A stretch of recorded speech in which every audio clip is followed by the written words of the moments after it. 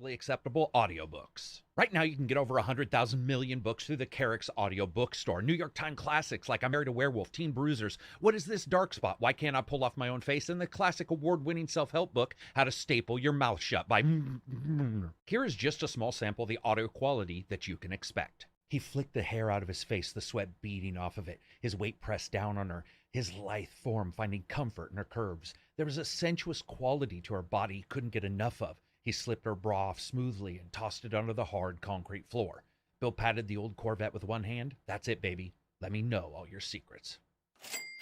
An entire world is waiting for you. Just download them on the go to your Android or that one company that fucking hates headphones, so they remove the port completely. Listen on the go. Pretend you're busy so you don't have to engage with others in society. And that's right, you can do it all from the comfort of your little safety cocoon of sound, you goddamned introverts. It's best if you also don't make eye contact and beat your head like you're cooler than everyone else is. Just $19.99 a month plus taxes and fees and VAT times 2, or our subscription service that's only $19.99 a month plus VATs and fees and service times 2. And allowing our tracking cookies, you can have instant access to all that you desire when it comes to the audio realm. So join Karak's audio and audible, audibly acceptable audiobooks now, for when your eyes are just too fucking lazy to move side to side. And remember, you can't cancel at any time. Karak's audio and audible, audibly acceptable audiobooks. Let's just stop moving as a species, you fatties.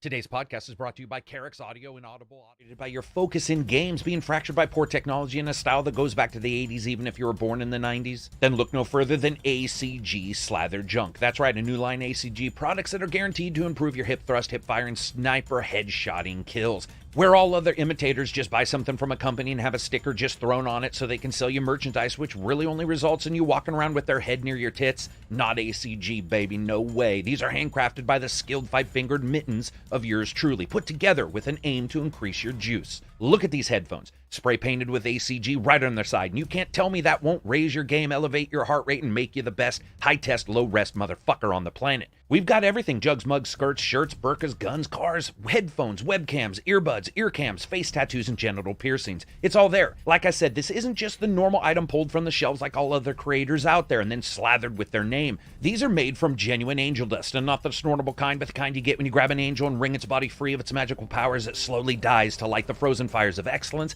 in all our products. ACG Slathered Junk. I take care of you when no one else will. All the shit total BS, and like all other creators, it's not better than normal marketed brands, but buy my shit, please. In a world where first-person shooters are relegated to been there, done that status, a new contender has arrived. Today we announce Call of Karak 2, the Karakening Limited Unlimited Collector's Ultimate Exclusive We Ran Out of Fancy Shit Names Edition.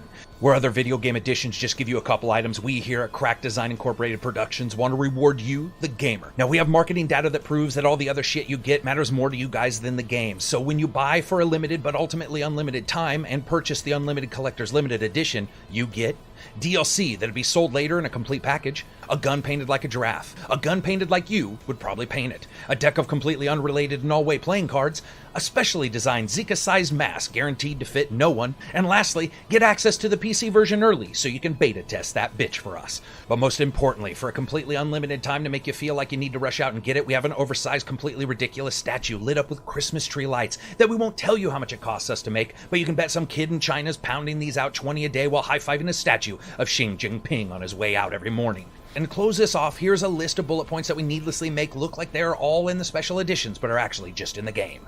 The game. A manual, like that's somehow special. An explanation of the modes right here because it's got numbers in it. It'll make you think there's more going on. And lastly, multiple times where we can use the word epic and massive to make sure that you feel like you're going into a Michael Bay movie. So buy now and join the epic, interconnected, massive, scorching, huge, big word, interactive, open, but really hub world gameplay experience. This is somehow already being claimed as a classic and instant hit and amazing by websites that haven't even fucking played it yet. So join us September never. Disclaimer, also not on early access services because we're shit with promises.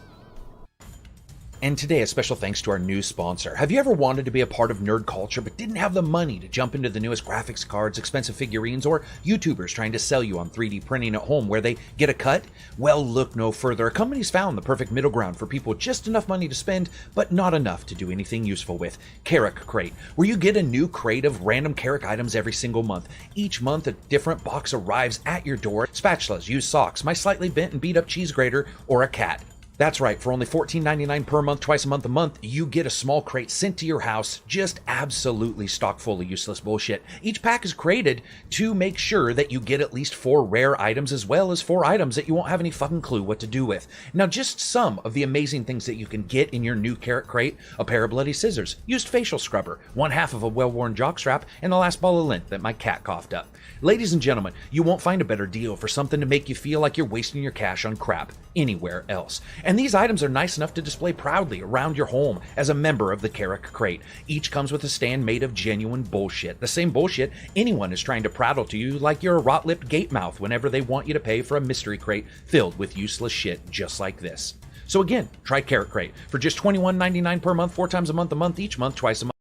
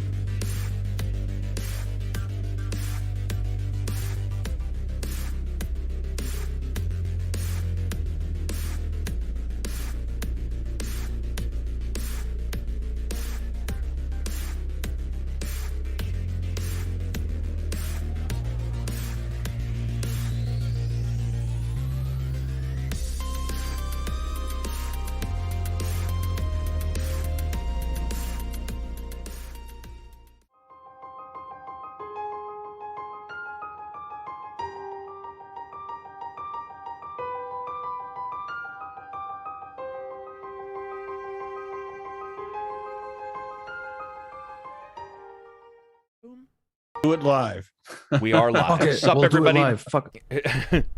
What?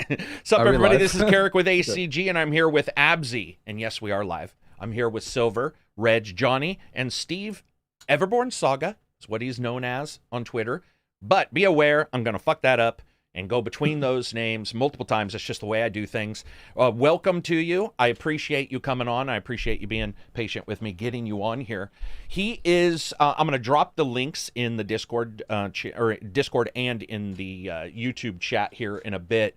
But made games, comics, basically done everything. Also does some YouTube stuff. Is pretty much a jack of all trades. I'm not going to say master of none because I was going to say it. Don't worry, I'll say it. Master of okay. none. Oh, you're gonna show him up? Go for it. Oh no, just this is just a visual prop. Don't worry. A visual we prop. Won't open the pages. Yeah. So, I got to meet you. Were we doing Duchess or were you doing Iron Lords? Iron Lords. Iron Lords. Yeah. I should just have assumed everybody I meet, you know, and like is on Iron Lords. I mean, I like you guys who always come every week. I'm just saying. But yeah, and we got to talking, and then and then King and I went nuts on these ideas. Whoops, my dog immediately reacts to that. King and I went nuts on all these ideas. We were really trying to actually give Steve some ideas for a future comic, and we were having such a good time. And I was like, you know what? We've had comic artists, writers on here before. I should start doing this kind of stuff. Get people who, create a slightly different kind of thing than ourselves. So we're going to talk about his stuff. We're going to pimp it. I'm going to put his links in the channel right now. But the first thing I want to do is say welcome to everybody in the chat. I appreciate it. Thank you very much for showing up to our podcast. I know it's on Fridays. A lot of people say they're at work. There were people asking if the reviews are all going to go on Spotify and on iTunes. And I will just say that I'm going to treat that exactly with the high professionalism and completely random percentage of chance as I do this podcast. So, some will show up on iTunes and Spotify, and I'm sure I'll forget, and some will not. But I will try to get the reviews up there. I know a lot of people say spoiler-free is nice, so they can go on Spotify or they can go on iTunes and listen to those reviews. I will start doing that more. It's just I get behind, I start doing other stuff, and I forget. That's just the way it is. So with all of that out of the way, I think I will ask what everybody's been playing, because we have had a couple games coming out, and hopefully not everybody's in Elden Ring or Lost Ark. So let's start with our guest first. What have you been playing, Steve? Elden Ring and Lost Ark. No. I did. No, but I picked him, and I knew he's been playing Elden Ring. He said it prior to the podcast. Go ahead. No, I've actually never played Lost Ark, but I have been playing a lot of Elden Ring. And before when we were in the green room, I was saying I've just gotten into Tunic. So my routine is, because being an adult and having children and a business and family and things like that, you don't get a lot of time to game. So I game instead of sleeping. So at night, Nice. I am I'm farming runes in Elden Ring, and during the day between work meetings, I am on the PC at my desk playing Tunic. So Tunic is great, and please no one and stop calling it a Death's Door ripoff. It is not. It's been in development since for a much longer time. And Death's Door was probably my favorite game last year. So no shade to Death's Door, but Tunic is it's super interesting. And yes, it is sort of Zelda adjacent. Do you guys remember Zelda adjacent? Sorry. Yes. That's what I'm going to start saying. Okay, go ahead. Right. Do you guys remember the remake of Link's Awakening on the Switch? It was sick.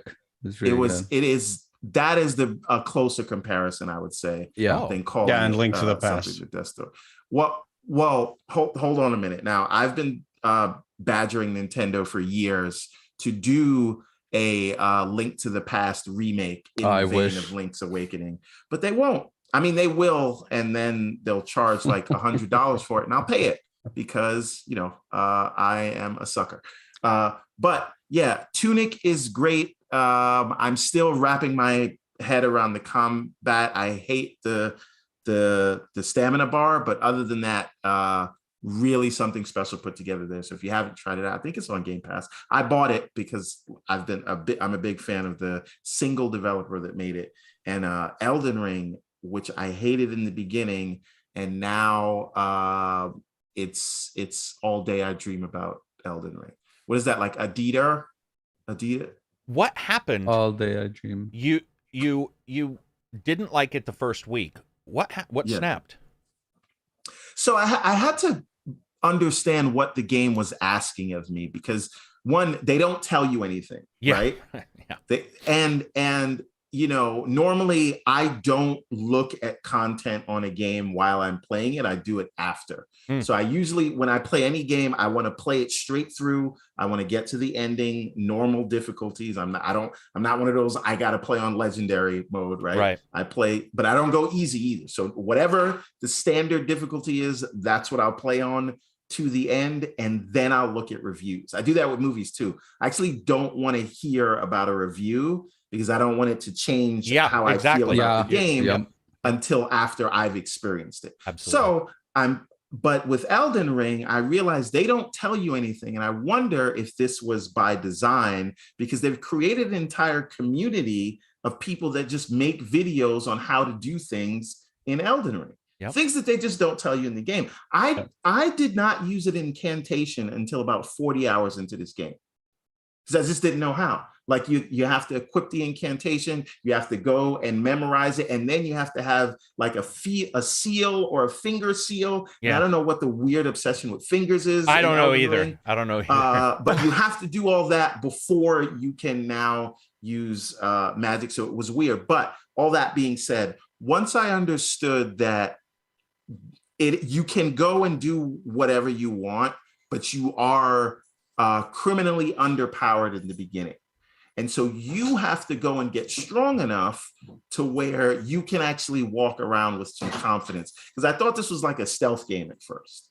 Right? Yeah. But as you level up and as you, make your way through the world, you now become strong enough to go back in the places that you were scared. And so now I've transitioned from skulking about to being a hunter. And I just have a revenge list, or can I curse here?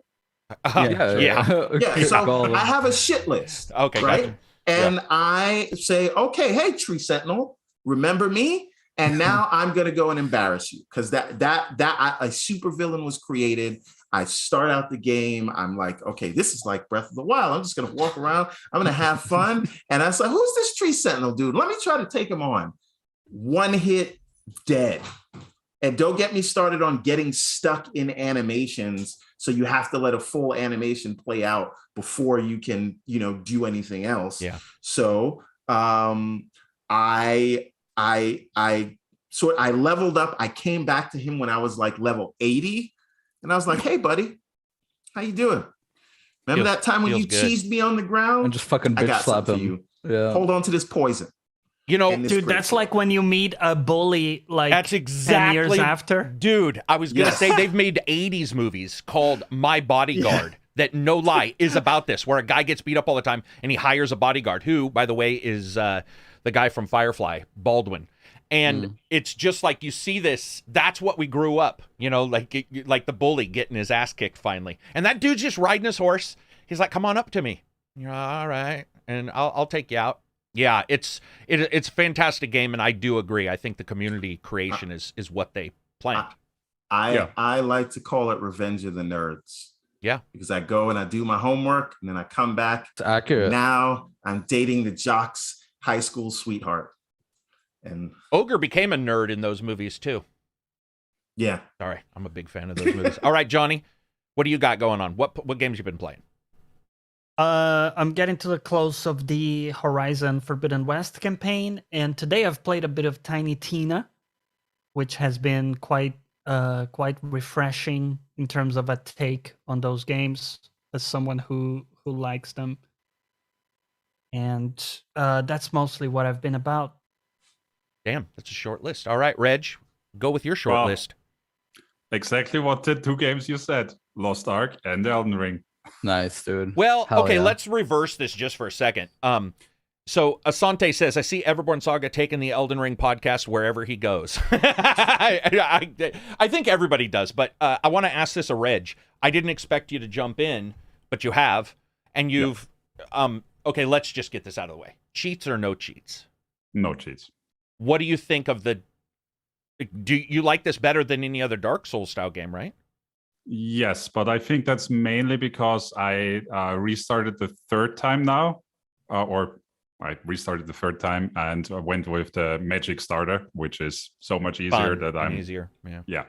Okay, gotcha. But you're liking that's also why I was chuckling before, because the Tree Sentinel I killed at level 26 as Magic user. Oh, look at you. I'm doing a Berserk Guts build. So I have Did you find the great sword? Yeah. It even says, did you read the item description? It says the iron slab. Nice. It has the same quote from Berserk. Yeah. Did you guys go ahead. No, I have that sword right now up to level 20. I've never upgraded my magic once. And I've basically only upgraded dex and endurance and strength. And I started, as of late, upgrading faith and intelligence, only because I thought I was going to use the Sword of Night and Flame, and then they nerfed it. So now I have like 28 intelligence and 26 faith, but I get to use the Golden Vow. So it's worth it. Reg, you did Magic User. What were your first two? Some, I don't know the class names, like some knight dude. Okay. And the other one that's like a priest. Okay, gotcha. I did the confessor. I think I did the samurai. Exactly. And the bow's pretty OP at the starting. And so I also defeated the Tree Sentinel pretty quick, but I think I got the horse and was just like, I'll just whittle this dude away because I'm good on the horse. Yeah, I did the same. There's very few games I can say like I feel expert level at, but like having a friend come over and play, watch Elden Ring, he's like, dude, have you ridden horses? Do you have like extra points in this? What are you doing? I'm just jumping off that dude's head, and I'm like, it was so fun. The horse just gives you a good power fantasy. Oh, it adds so much to it. So, Reg, did you find when you were playing, you got the Magic User? Are you exploring? Are you taking on people right away? How are you going about it? Well, first off, I was looking up where to get good weapons. Oh, okay, gotcha. So I went straight ahead and got your rock sling. A good wand and a good rock sling as well. And that one place in Caelid, yeah. And then I went to the first bosses. I think Godric I beat at level 19. You just rock sling them to death, bro. It's crazy, dude. Mages are nuts. Yeah. You got him at 19th level? Yep. I think I was 25 or 26 when I. Bro, I was like 45. And first try too. Sorry. It's really easy. That was a completely real laugh. That was surprising. I did not start like fighting any bosses until I was like level 50. Well, that's good because that middle guy, I don't know, Reg, if you had an issue with him with magic, it sounds like you defeated him, but the guy on the bridge. Second try, yeah. The first guy's the hard one. Margaret or whatever the fuck his name is. Like that guy, dude. Yeah. I was like, Hagrid? Is that what you said? Margit, whatever. I show up and I'm like, dude, I got this. And I was like, I don't even know what happened. That was what happened. And I kept going back and kept dying and kept dying and kept dying. Finally sort of cheesed him in a way. I saw almost like the ogre in Sekiro who can fuck off.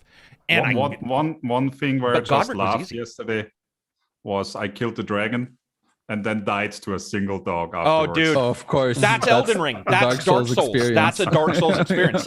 Dude, you can't push. You can push it. But I was telling somebody, they were like, well, do you get powered up? And I'm like, oh, for sure.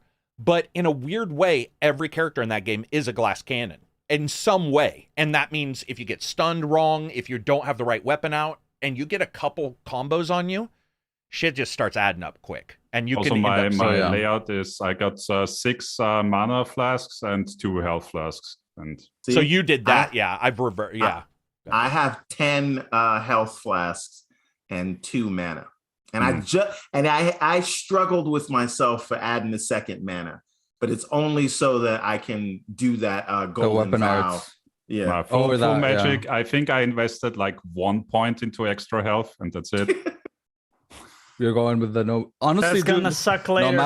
No matter how much health, dude. No matter how much health you have, once you get to like the later zones, shit's just gonna 2-shot you anyways. Penty. I was watching Penty play. That guy's, I've never seen, he hadn't raised it. It was like 12 or 14. And I'm like, dude, what are you doing? But he was way far. I mean, it's obvious magic was working for him. Like he was way far. Magic is, it's a grave mistake. It is absolutely like glass cannon. It's paper mache cannon. Yeah. Like that motherfucker. He got like a dude rubbed him and he died. And I was all, are you kidding me? And he doesn't so I don't get frustrated with deaths, but if that kind of stuff happens, after a while, I'm like, okay, this is just bothering me. And his play style was so different than mine. I think that's one thing we're learning just by going through each one is that everybody's got a pretty different play style. What about you, Abzy? What are you playing? I've been playing more Elden Ring. I got to like 200 hours last night, 200 something. And I started Tiny Tina's Wonderland with a friend or girlfriend, I guess. And what's the third game I'm playing? Risk of Rain, some Risk of Rain here and there. Gotcha. What about you, Silver?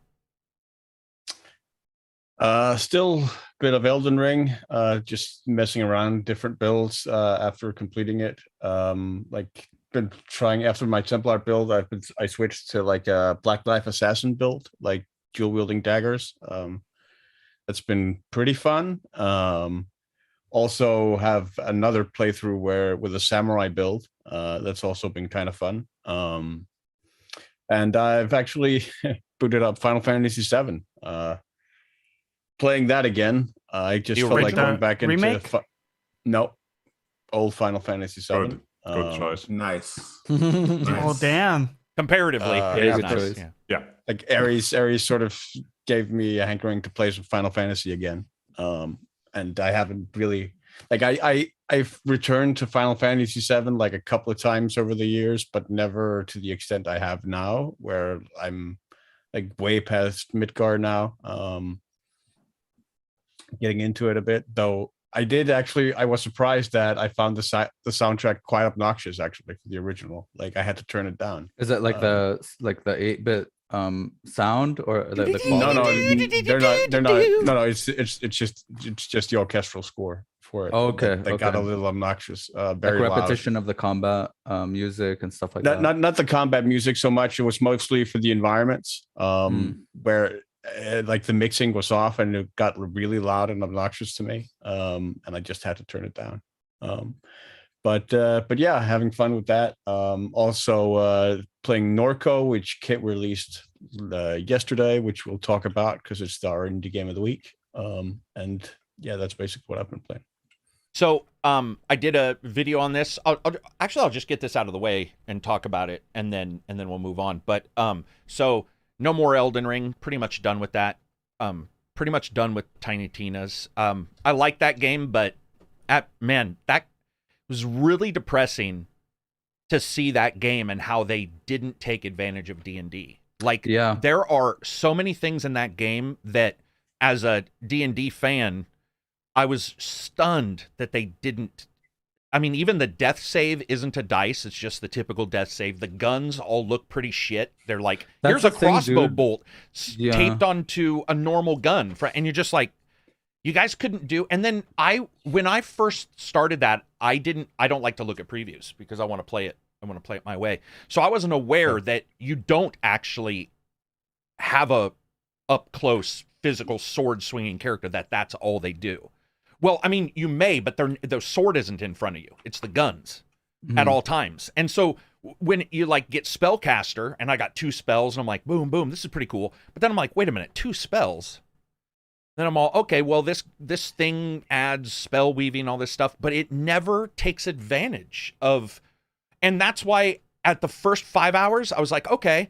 And then the first is sort of like Valhalla. I got about 10 hours in, and I was like, uh-oh. Well, here's the thing. I started, and they gave you the starter crossbow, right? And I was like, oh, cool. Like they're gonna maybe, lean into. They always have cool weapon designs, and I was like, okay, they're gonna really lean into the fantasy and do like really cool fantasy stuff. But then I got like a Hyperion weapon and a Dahlia weapon. And I'm like, dude, this is just a.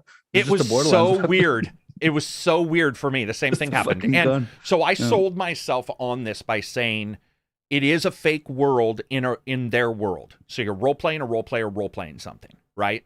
So there is a chance that those guns from the world would get in there because that's like sort of Tina's imagination. But another thing that bothered me is they explained, oh, Tina's going to change the world as you go through it. Yeah, a couple times at the starting. It's very front-loaded. And then it just dies out and you're all...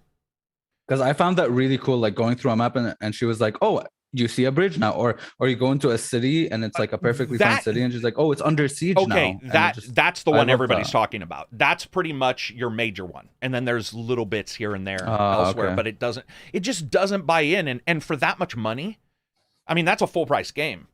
So I was expecting like not a mod. I don't know how to describe it. Like especially the guns. Yeah. I think the guns are the biggest hit to me.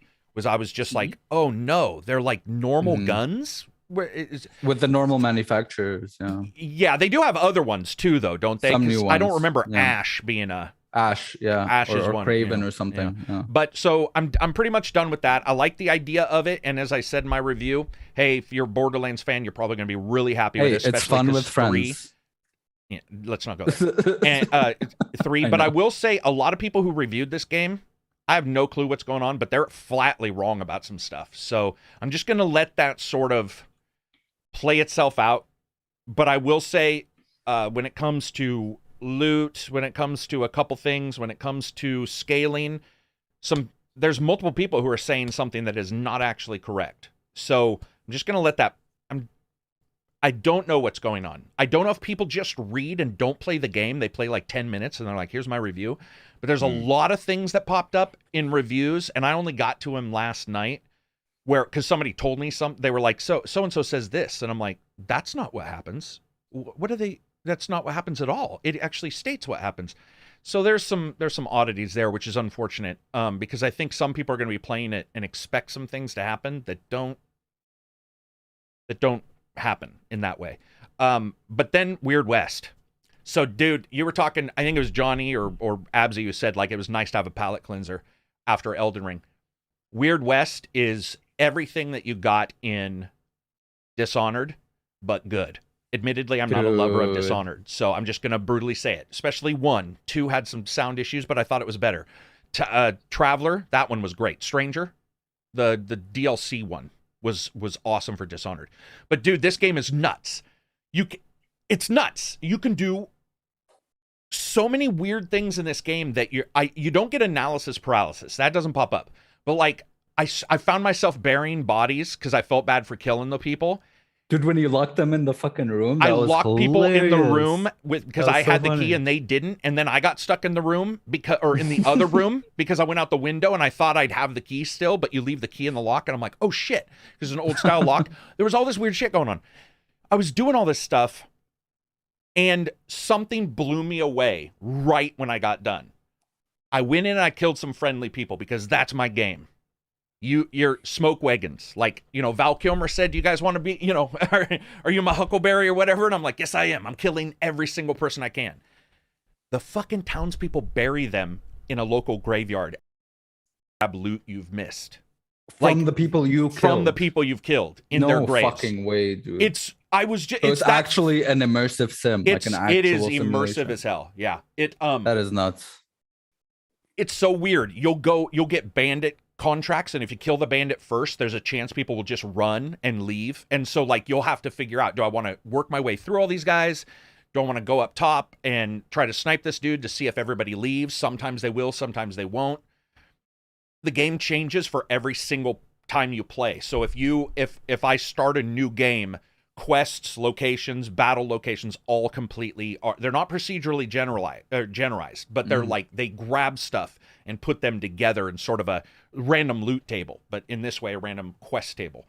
And I have got some insanely cool quests. So if that is the output all the way through, which I would assume it is because they're stating that's how the game works, dude, the amount of, it's nuts. It seems very highly replayable from how you described it.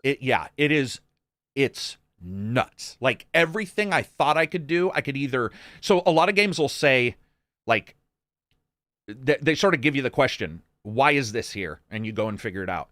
But this game is like, why not? It's almost like a friend pushing you to bad decisions. They're like, why not, man? And you're all, can I burn this guy down? Yeah. Why not? Let's try it. And then you light people on fire. And then your friend gets on fire. And you're like, oh, shit. Oh, good. No, I was saying I've always been a long proponent is get rid of the why people in your life and bring in all the why not people. The ones who push you. And that's exactly what this game does. And it just offers you the ability to do it. And there's, dude. Yeah, because most games, like they say, approach how you want, like approach combat how you want. But they're liars. It's usually just it's usually just like either go stealth or guns blazing. So right? that's the moral choices in this game. You hire posses, and if you make bad decisions, which I accidentally did, I dug up a body. There was a graveyard, and I'm like, I'm gonna dig, and it was -5 reputation. I'm like, oh yeah, because he's standing here. So then I hired another posse, and I tried to see how low I could get it. I was like, come on, guys, let's dig up bodies. Finally, they're like, double finger, fuck you, we're leaving. They came back as a bounty against me later in the game. Oh my God. And I was like running around, and they're like, we found you. And I'm all, wait, that's the guy I hired. What's going on? They had like a vendetta against you. Yes, but you can save people. They will become, they will become lifelong friends. And it shows two dudes like Predator. You know, the Predator, Carl Weathers, shit. Arnold.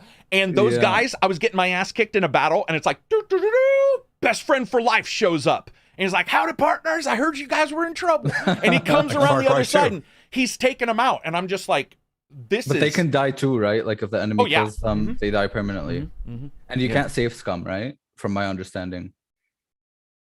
No, you can you can do auto. It allows you to save at any time. Oh, you know even what? The after hardest, like a big choice. Yeah, because you could. There's a you have as many saves as you want. Okay. So you could. Cool. But anyway, it's so far because, dude, there could be bugs. That it could fall apart. It could be boring. But so far, the overworld you explore, you find new stuff all the time. The people you meet, you play as different characters, and everybody's story comes together like a Viking saga. So it's like this hero over here does stuff, and then the shit you did impacts the second guy. Skills you buy or some perks you buy unlock for everybody, even when you play a nut. So like if you have +10 health and you buy that perk, then the next journey you go on after you've completed the first one, that person will have +10, and you can do all this. It's do you have to go in order or it's a story. It's a saga. So it's like here's one person's journey. And I was talking to the PR people, and they're like, you can show up to the third journey. And I'm like, dude, I saw the second and third. There's no way I'm spoiling that for anybody.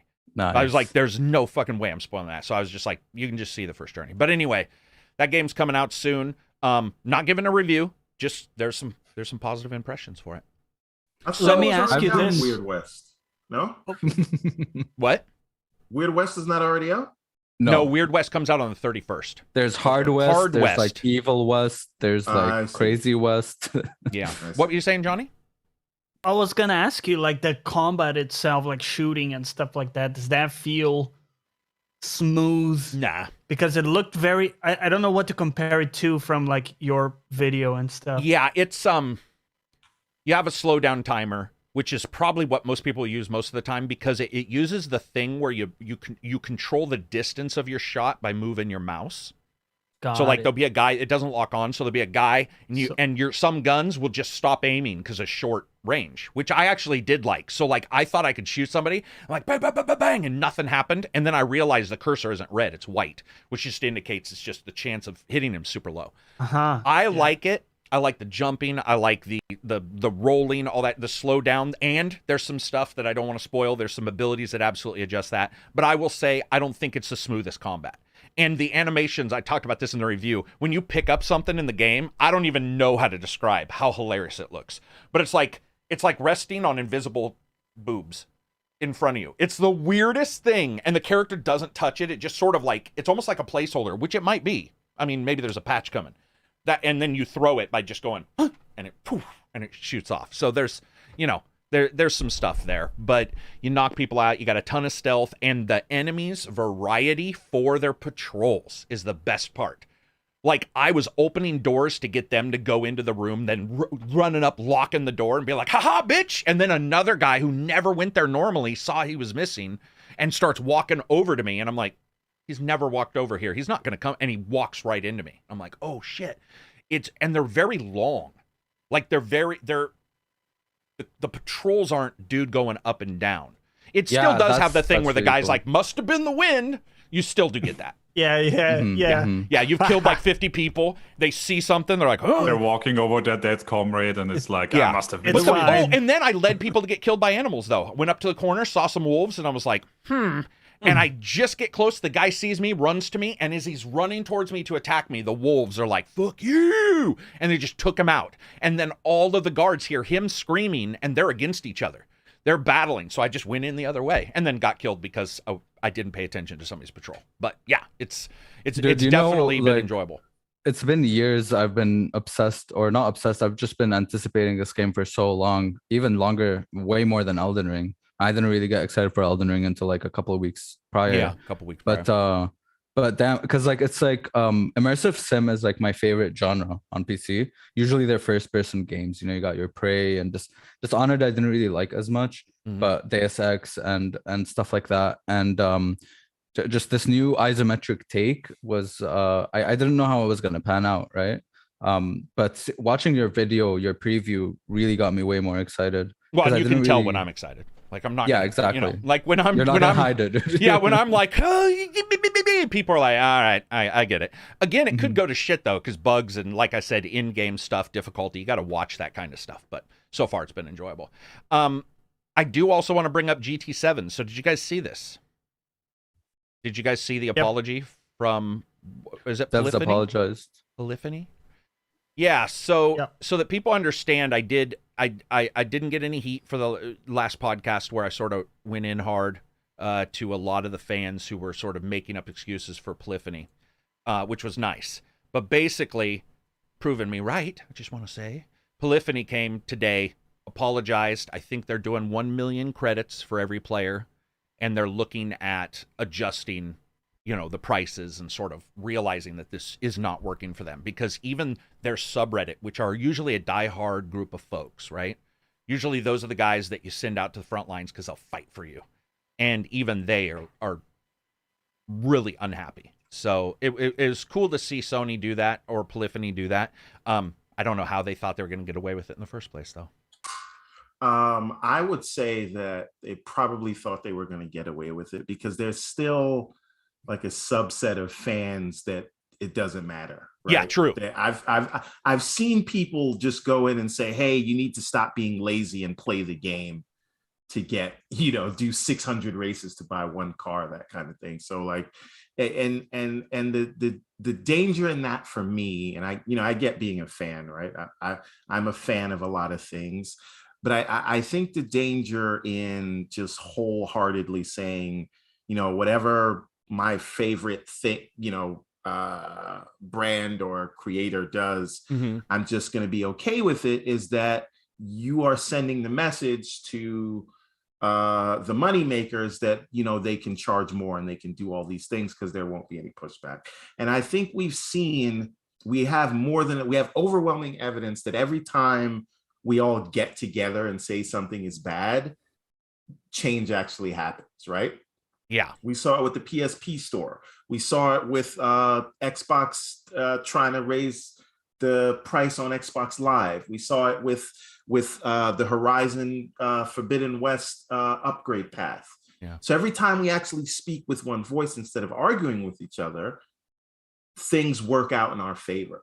But if we are just gonna sort of be divided and kind of just say, well, my favorite company is doing this, so this is the hill I got to die on, everybody ends up losing. There's also the issue, like when you see people being vocal about like microtransactions and DLCs and bad gaming practices and all that stuff in the industry, you're only seeing a very, very small subset of gamers who are voicing their opinions on Reddit and like those online. Yeah. There are so many, casual gamers or just people who don't really interact that much, who just buy all these things and they have no problem with it. They buy the same shit. They buy like shark cards and the FIFA stuff. And what a perfect name. Yeah, shark card. I mean, like that's whales, right? Yeah, exactly. But I mean, shark. That's what they do. Like money lenders are called sharks. Like there's something so great. Yeah. So it's like it is working. That's why they keep doing it. That you think like by the time all these people are just complaining and they're not purchasing all this stuff, you'd think they would stop doing shit like that, but they're not, because there's just people buying into that stuff all the time. Yeah, I mean there's that, but there's also, because we've seen this play out so many times by now. I think there's also a calculated risk that this will cause a shitstorm, but it'll get our foot in the door. We'll like issue an apology or whatever. We'll do some changes to sort of make things good a little bit, and then the shitstorm will eventually blow over, and then we can start sort of slowly reintroducing these things again and sort of remember the scales again. The Overton window is what that's called. Yeah, like remember when Star Wars Battlefront 2 got shit on or won, I forgot which one, because of the loot box system, right? Two. Yeah. Okay. All the games stopped doing loot boxes, but now you're kind of seeing them, creep back up and stuff because it kind of blew over. Yeah. You know what, Johnny, do you have anything to add to this? Sorry, I don't want to talk over the top. No, I'm on board with what the guys are saying. I think we saw it with... go ahead, Reg. I was just looking at the website. It is 1 million credits, but the small print says the 1 million credits is only for anyone who has already got a copy of the game by the time the news post was posted. Okay. So it's people who already own the game. Yeah. So if I buy it right now, I'm not getting 1 million. And by their text, it reads more like an apology for the server outage more than the game balance. Dude, I'm telling you, those guys they are experts at pulling failure out of unbelievable success. You could have just said, sorry, here's 1 million. We're figuring it out. And instead they're like, it says only if you own a copy by the time this news post was posted, and you have to claim it within 1 month or it's also gone. Whatever. Anyway, I'm happy for it. I got a super chat here I'm going to read. This is from Vintage Original All Legit. Do you get this whole $1.99 or is a percent gone? I think for super chats they take 50%, but I appreciate 99 cents. I can buy a Jolly Rancher, which is my favorite candy. Can you still buy a Jolly Rancher with inflation? Dude, isn't that crazy? I was just telling a friend, they used to be 3 cents a piece. And like, I don't even know if you can get them in grab hand. Like you used to be able to just grab it. Back in my day. Well, that's the thing is, I used to tease my grandpa. Would be like, candy bar used to be 25 cents. I'm like, well, bitch, now it's $1.99. And you got change back. Yeah. I mean, my grandpa used to shortchange me all the time because he had a thing for Baby Ruth. And he'd be like, go get me a Baby Ruth at the store. And I'd be like, all right, it's $2. And he's like, no, it's not. It's 25 cents. And I'd be like, dude, get out. Get outside. That shit's over. It's way past that. And he would make me pay for half of his candy bar. Anyway, I still love him. I love your grandpa, wherever you are. So regardless, I agree with everybody. There's gamers, you know, who don't, I mean, they're not watching particular podcasts that talk about this stuff because they don't care. And then there are the ones that do care. But I do agree that the more united people are, even if you love something, you know, there's almost that thing where it's like, they don't understand that, like, you can criticize what you love if something is truly bad. And that's something a lot of people need to understand for sure. Yeah, it's my way, the highway now. It's politics, but in video game form. Mm-hmm. It's just like, you're 100% against, Sith. It's like, if you're not with us, you're against us. And it's like, no, bitch, I'm sort of with you on one thing and I'm against you on everything else.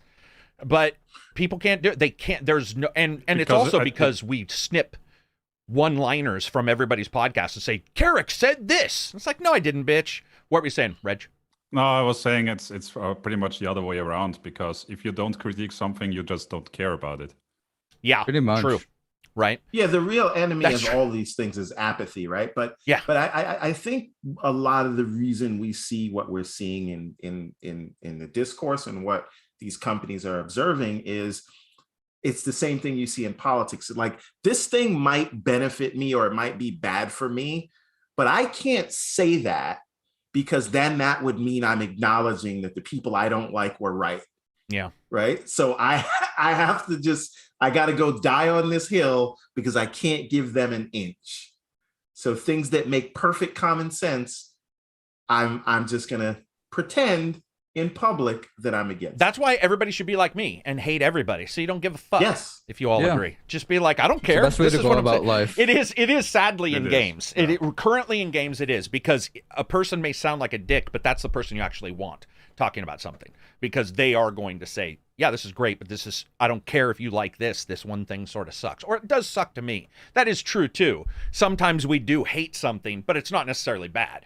You just, and that's a different part of the discussion. Now it seems like the critique is gone completely, like to some weird location. But regardless, million, some people are going to get it. I guess some people aren't. We'll see what they do. I think, my review's still in progress because, dude, I wasn't even able to play. One of the guys on Twitter was like, I can't believe this. You said you were going to do a review. And this was when the servers were down all the time. And I was like, bro, you got to be able to play it to do the review. Like, I wasn't even able to get online at that time. So I will return to it and do it.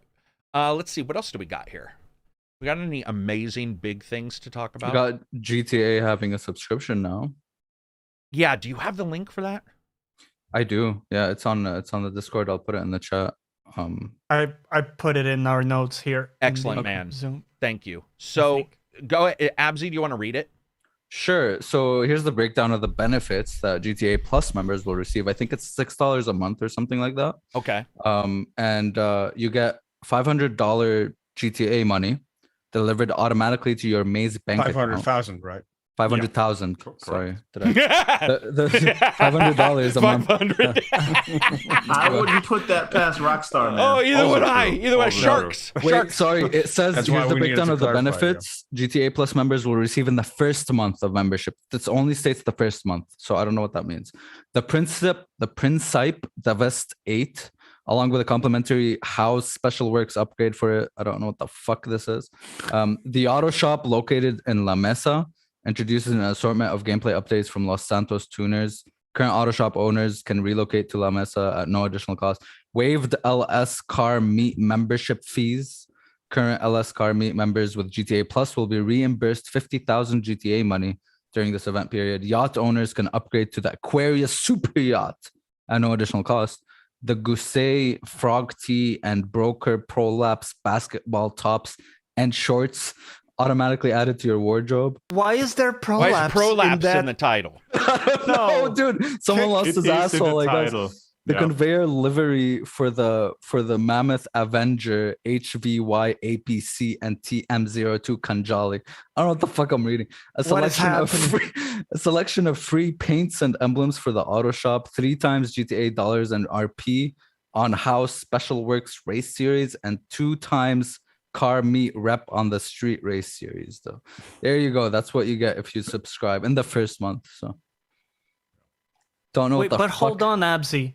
It's not even clear to me because a lot of those things are like I think a most are one-off. cars. Like you get it, Yeah, they're one-offs. right? So you get it the first time you First month. sub. Yes, No. and I But don't know I'm what trying to get my head around what it is you're getting every month. The only with thing your they're sub. saying provides- every Getting month. $6 withdrawn from your bank account. That's It provides. That is It says Yeah, it's providing. that's It says it's providing easy access to a range of valuable benefits for both new and long-standing players on the latest generation consoles. It gets you a recurring monthly 500k, so that's Yeah. the one thing. Plus the opportunity to claim properties in and around Los Santos that unlock gameplay updates you have missed out on, special vehicle upgrades, member-only discounts, GTA money and RP bonuses, and more each month. Am I hearing this right? They're stating that there are gameplay elements you can't play normally unless you get this. You I keep think there saying are there's some- new No. gameplay bits. No.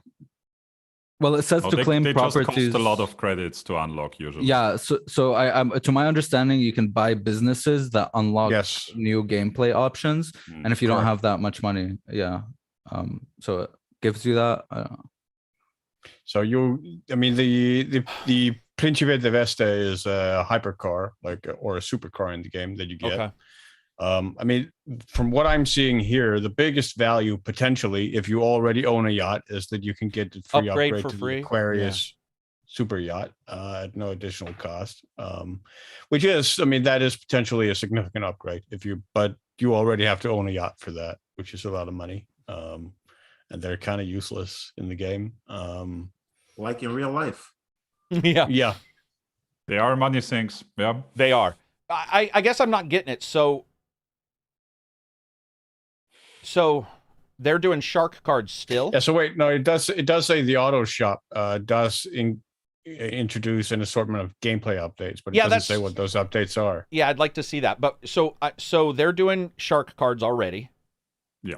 And now they're adding the sub on top, which is basically just very particular vehicles, as well as a couple spots that maybe or maybe don't unlock unique gameplay elements for those, and then an upgrade for a yacht. To me, it's like kind of like PS Plus or like let's say Game Pass or some shit. That's a bad analogy. 'cause That's a Game Pass is bad great, analogy, but- yeah. Well, but- it is but, like, basically they a give you shortcuts card subscription, right?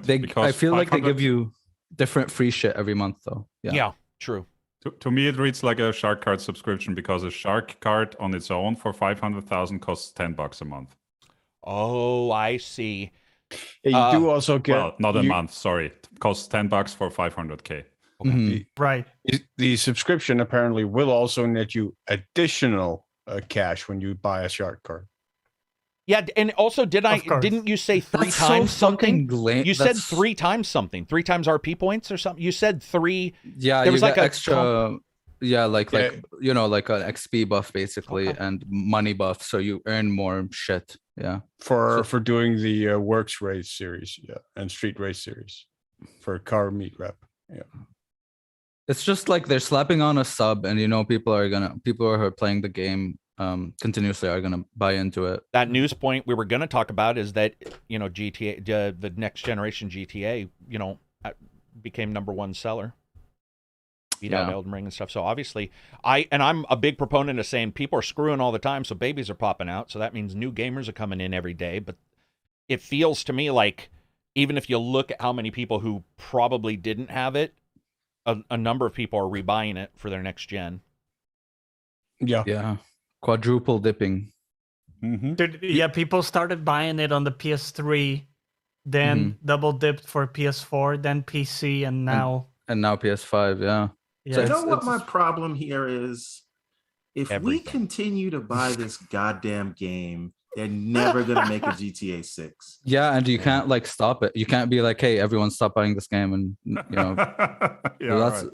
it's There's Yeah, been it's- times though where I've actually wished I had that superpower about that video would games. have been amazing. When I hear about a video game that I think is like, you know, just well, I remember distinctly the first time I wished I had the superpower, and that was NBA 21 or whatever, where you had to buy different hair for your beard and your head, or different dies. And I was like, this needs to die. This is the worst microtransaction ever. I just wish I could tell people, like, Shazam. And I'll be like, don't buy it. And nobody would buy it. Like, shouldn't FIFA and 2K and Madden, shouldn't those all be like gas games? Yeah. Right? Yeah. Like, even that I could see like a subscription to play a game like that. But they sell you that game, those games every year. Yeah.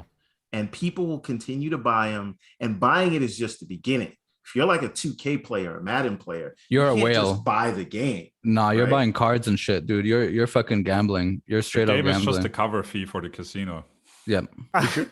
We should also say, like the 500,000 is nothing in terms of like. Somebody actually said that in chat. They were like, what you can 500,000 find, you can get in like 30 minutes. like I haven't played it in years now, but when I stopped, like the new cars they were releasing, I think they were like the supercars, they were like 3 million or so to buy. Cool. So I mean, you can half a year and you can maybe buy a car with the subscription. What's worse, the money and progression in GT online or in GT7? What's with GT games doing this type of shit? Yeah, no shit. Right? What is I think GTA is far worse. Far worse. Probably. They have watch out. And they've got all these different tiers, and like, oh, if you do this race, blah blah blah. It's like with GT7, I think we all look at it, and regardless if you're a whale or not, regardless, you can usually go, this is off. It's not dramatically completely like GTA. GTA is just weird. GT7 though has the same issues GTA did, which is online only, which really, we were talking about people forgetting and then doing it again. Remember when Xbox was like, our DRM is going to be always online with the Xbox One, and Sony's like, you just put the disc in, bitch, and you can play. And then all of a sudden, PS5's got a bunch of games that the game's not even on the disc. Like it starts your downloads. So over time, they just creep back in, man. They're creepers. They just keep coming back. It's sad, but whatever. I mean, I don't want to get too down on it. People enjoy it. Go enjoy your game. I'm not going to play it, but I mean, whatever. What else? Everyone stop buying GTA, please. Stop. It doesn't work. It doesn't work, man. It doesn't work. I mean, I did like in in GTA Online, I did own like a bunker, a nightclub, the biker business. Like I did all of that stuff. And yeah, it's like the grind is fairly horrible in it, and not really particularly fun or enjoyable. Well, let's talk then about the possible, maybe, perhaps, announcement that might happen next week.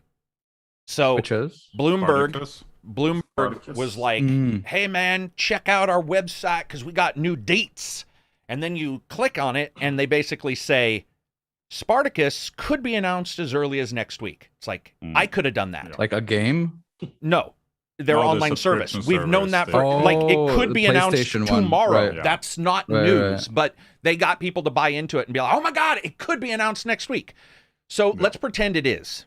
I want to pretend Spartacus, which by the way, Spartacus died, but whatever. Bad names aside. Yeah. Let's say Spartacus shows up. How does Sony compete? How does Sony start to compete? Let's not be stupid. How does Sony start to compete? They've already stated day one is not there. They call them splashy games. There'll be some splashy titles on this release. How do they start to compete? Price? No. Exclusives, I guess, but so here's the problem with that, right? Like, and again, this is just going by the price leak that they've already that has already come out. It doesn't appear that they want to compete on price, and it doesn't appear that they want to compete on sort of like for like offerings. So I think that one of the two, I'm only going by based on the leak. One of two things are going to have to change. If they want to charge that price, I think they have to do day and date. If they're not going to do day and date, it needs to be offered as a value. Disney Plus launched and they were like a third of the price of Netflix, and they were able to shoot to 100 million. Yeah. HBO Max, on the other hand, is $15 a month.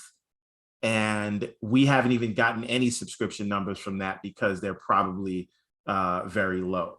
So I don't know, because if you don't do, and I'm not saying they have to do day and date, but if you don't do day and date, they are effectively telling you that for the privilege of being one of the lucky people to be a part of the PlayStation subscription service, you're going to pay us more for less than what our competitors are offering. And maybe that works when you say, hey, we've got God of War over here, we've got Horizon over here, but we're not going to give it to you day one because you don't deserve that for your money. Meanwhile, the competition thinks that you deserve Doom and Fallout and Starfield later this year and Halo and Forza. So the thing is, we can't really say that there's only blockbusters coming from Sony, because that's just, because of Microsoft's big wallet, that's not the case anymore. And it gets worse if this whole Activision Blizzard thing goes through. So I think in the face of what the competition is offering, they have to do something. They cannot, and what the leak says it's like $1 more expensive than Game Pass. So I don't know how they do it. The only thing I could think of is if, in movies right now, they're doing this like predefined 45-day window. Yeah. So if we say, hey, 60 days or 30 days, 90 days, whatever it is, you got to buy it, and then it's guaranteed to come to the service. But if you're going to leave the consumer out to say, maybe this game will come and maybe that game will come, I think, or we're only going to do indie games in here, I don't think that passes the smell test, personally. Rumovich does a super chat, $10. Just wanted to offer some support for the common sense points of view. Keep doing what you're doing. Thank you very much. And then a man named Spartacus posted $2 super chat. Hey, that's me. All right, so go. Who wants to talk? I have a question. So do you think, is it going to be like PS Now, where it's going to be available on every platform? Do you think, or is it only on the PS5 or only PS4? On console? Only on console. PC. Yeah, but I that think makes it even worse, though, right? It does. It does. So now you're offering it in less places, charging more, and not giving your number one titles in day and date. I think the only way, like at this point, for me at least personally, for it to compete or for me to buy into it, I feel like they would have to add all the exclusive games they've had since like PS1, PS2, and even PS3 that you can't really play anymore, that you need an emulator for, and make those available. And I think that's like a big selling point for them. I think that wouldn't be enough, because if you look at every single other competitor in the space of services for games, you can talk about the UPay one, whatever it's called, right? Like Ubi Plus. You pay plus, yeah, you pay more. EA, right? EA, all those, the big point of those and why people actually buy them fairly often, or go back to them even if they drop them, is game releases. Yes. Yeah, so a new game hits on the Ubisoft store, a lot of people are going to be like, I don't really want to come back to this game after I play the campaign.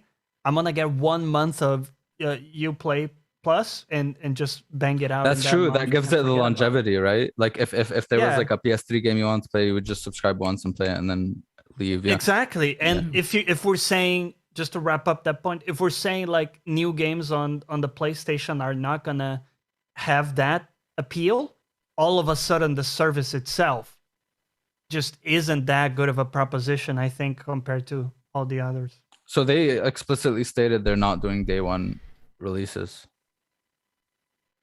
I don't know. So. Have they? Well, they haven't said that. That's just what is expected. But again, I think they could get away with a tiered window, right? I think they could, if they said, hey, we're going to release Ragnarok, you're guaranteed, if you're in this service, you could buy it day one, or you could wait 30 days or whatever time period they say, 45 days.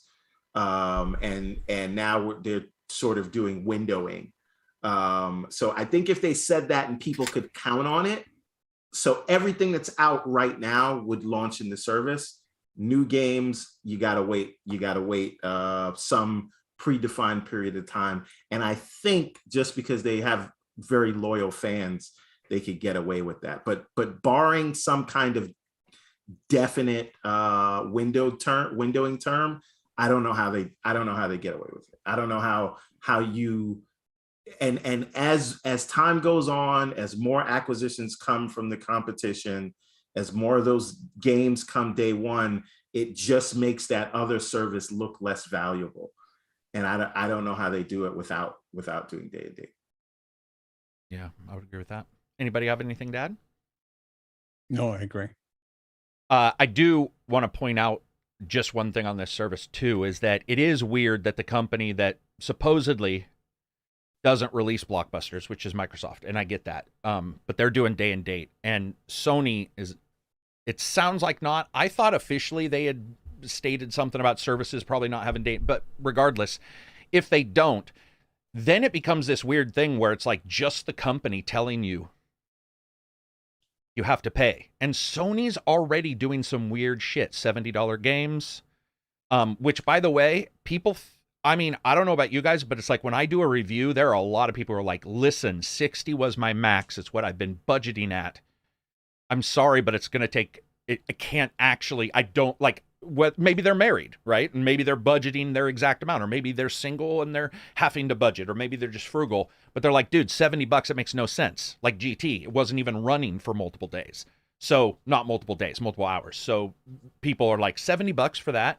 I don't think so. Sony continually thinks they're more like significant.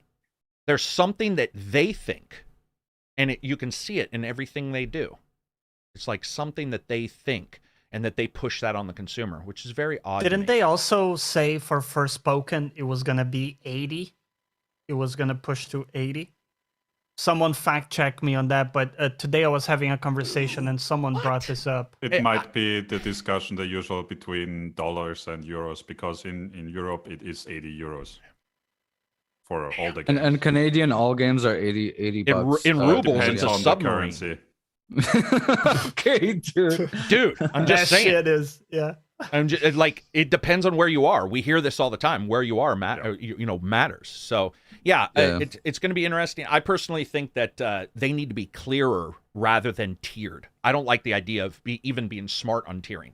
What I would like them to do is be like, here's our amount. You get Sony movies day and date on our system somehow. Like, as in, if it's a Sony published movie, you can watch it on your PlayStation like you would go to the theater. This will never happen. I'm saying this is what would capture gamers and entertainment folks. And then you also say day one games, boom, as well. And here's the price. Don't forget the Crunchyroll Funimation. Crunchyroll. They merged those. Mm-hmm. True. Nice. True. Yeah. That's theirs. And speaking of animation, speaking of all this kind of stuff, let's jump into Steve's stuff for Everborn Saga. So here's what's weird. Everybody knew you, and they didn't ask the question I want to ask, which is, where did all this start? Like, where did it what was the day one for Everborn Saga? Do you guys remember the Windows Phone? Only the failure. I had one. Yes. Yes. So I was a diehard Windows Phone guy, and I wanted to teach myself how to code. So I said, I'm going to do it by making a game. And I said, I'm going to make a game on a fledgling platform because it's easier to get noticed. Gotcha. So okay.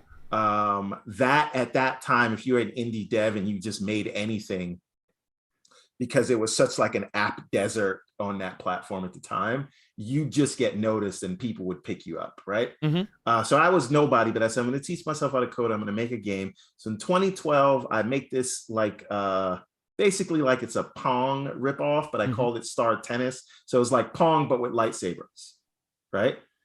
I even like stole the sound effects, and everything, right? This way to do it. So then I said, okay, for my follow-up game, I'm going to make a game that I used to play, like a Mario style game. So I said I wanted to design a character that was kind of cutesy like Mario, but attitude like Sonic. And I like swords, so I'm going to give him a sword. So I spent 3 years just learning how to code and then making this game called Ariel's World. And it's basically like Mario with a sword, right? You jump on people's heads, your uncle gets kidnapped, you need to get him back from the Viking mage Magnus. That was it. No story, nothing. Game comes out. We are, at least in the week that we launched, we were the #1 paid 2D platformer, which is, I know is very specific, but and #1 paid 2D platformer on an ecosystem that has like 300 devices is not like a huge but it still feels good, right? Still, like to see like you're #1 there. Yeah. Right. So we did that, and then you know, a year or two later, we find out that Windows Phone is getting shut down, and this is while I'm in the middle of working on the sequel. So, and there were no tools that I could easily port. There were some, gotcha. But I said I'm going to switch over to Unity, and so when I'm learning how to use Unity and I'm working on all that, I said, you know what, I want to give this one a story. So I say, well, why does your uncle get kidnapped? Right? You're Ariel. Why does your uncle? By the way, Ariel's this guy. Yeah, there we go. That's Ariel. That's his uncle. That's the Magnus guy who kidnaps your uncle. Right? Oh. So I say, well, why does he get kidnapped? And I'm like, well, you know, maybe his uncle has a backstory. The backstory is his uncle is secretly the Prince of Arcadia. And he has a secret he's hiding, and he's raising the kid in hiding, and there's some big thing going on. So I start going down that path, and I'm like, well, okay, well, there are all these maps, and those maps have kingdoms, and those kingdoms have like you know, castles, and those castles have like people in it, and then I realize I have all of these notes, and I'm like, I could turn this into like a thing. And so I don't really know where to start, but I say, all right, well, I know this uncle Baltimore, or Baldy as we call him, he has a backstory, so I would start with that. And now I'm basically telling what is in our world the Hobbit, like takes place 30 years before the events of the kidnapping, the Ariel timeline, the Ariel's adventure timeline. So I start telling that Prince of Arcadia story, and that's this one. This is Young Man Baltimore. Takes place 30 years before, and like I said, that's Old Man Baltimore. Are these books or images or these are comics? Those are They're comics. Like, he's also doing. He's done pretty much everything. That's why okay. Yeah. Okay. We're just starting with the game right now. Okay, that's very cool. And so when I was while I was developing all that, there were all these other characters around the world, and so the idea was to basically, the ones that were the most fleshed out, I was going to give each of them their own series, right? All taking place in the same world. The things that happen in the past affect the future, or the present, and then we would just have them all meet up with each other, and we're building up towards this big event, which is Magnus. Again, this guy, he's the guy with the helmet. So he's the immortal Seraph, and he is coming back to basically take over the world, because like 300 years ago, he was ruling the world with his Seraphs, and they were defeated, and he was banished, and now his but ever since then, the Seraphs have sort of been hunted, and they found a way to bring him back so that they can kind of, rule over the humans and everyone else again. So that's basically the backdrop in which this whole story takes place. And now we see all these characters where they are in the world, and it's all going to converge to this big war that will happen some years from now, as I tell this story. So when you 3 years for what was that, the first game or the second game? Yeah, first game. So, second game is not out yet. That's still, yes. That's still in the works. And that'll be Unity? So it's going to be done in Unity, but so instead of doing, and that game like right now is like done. I could do a build if you have an iPhone, I'll send it to you. But we've actually paused the, and by we, I mean me, because I'm a one-man show for that. But we've paused the Ariel's Adventure work, because that's going to I've since increased the scope of what I want it to be, and we are now working on a 2D beat 'em up for the Redlands, which is the book we just released in the Kickstarter. Mm-hmm. So it's going to basically play like Turtles in Time, Streets of Rage 4. And to all you 2D beat 'em up guys, I know that those are two vastly different games, but the job here is for us to make them feel similar. Right. Yeah, right. And we are working on the vertical slice right now. And we're trying to have that out this year for something that people can play in Steam. That's like a demo. Steam ahead now. Yeah, But, like a vertical slice demo. Yeah. Yep. Yeah, we want to do about 4 levels with 2 bosses. Nice. But and we have another book, like a proper novel, coming out for the 4th series, and that's called The Remnant, and it'll launch alongside a comic, which is just an adapted version of the first 2 chapters. So when you were putting together the game, when did you decide on the comic part? Because that was what surprised me when we were talking on Iron Lords. Was like, you did a lot. You sort of hustled multiple things at the same time, and you got a comic out as well. Like, did you one day just go, I want to also tell these stories, and so I'm going to do the comic, and just go hire people to do that? Because you don't do the drawings, right? This is like a team you hire. I can't draw to save my life. Gotcha. Right? I can code and I can write scripts. That's all I know. And I can fund. But yeah, exactly. Other than that, that's where my skill set ends. So yeah, I had to put together a team, and believe it or not, the comics are way harder to do than the games, right? Because you have to find a team of people that kind of are simpatico with you and your vision and the style that you want. So they were just getting off the ground. There are like 2 finished versions of Prince of Arcadia that will never see the light of day. Gotcha. Just because they're not good, mm-hmm. right? And that's no shade on whoever. It just didn't come together. Yes, it just wasn't. And that's part of it is my fault. Part of it's their fault. And so when I found the right team and I had all of these pages and pages of notes and then fully realized scripts, I realized telling all of this inside of a 2D platformer is probably not the best thing for something that was like primarily being designed for like mobile at the time. So I said, and I started going to Comic-Con and I started like meeting people, like independent creators. And I was like, wow, this is a thing that can actually, be done. And there's so many avenues to publish right now. Right? Like all these books are available on Amazon. Don't go to Amazon because they're crooks. It's better if you go to everyonesaga.com. There you go. But, I was going to say, I was going to drop that if you didn't. Yeah.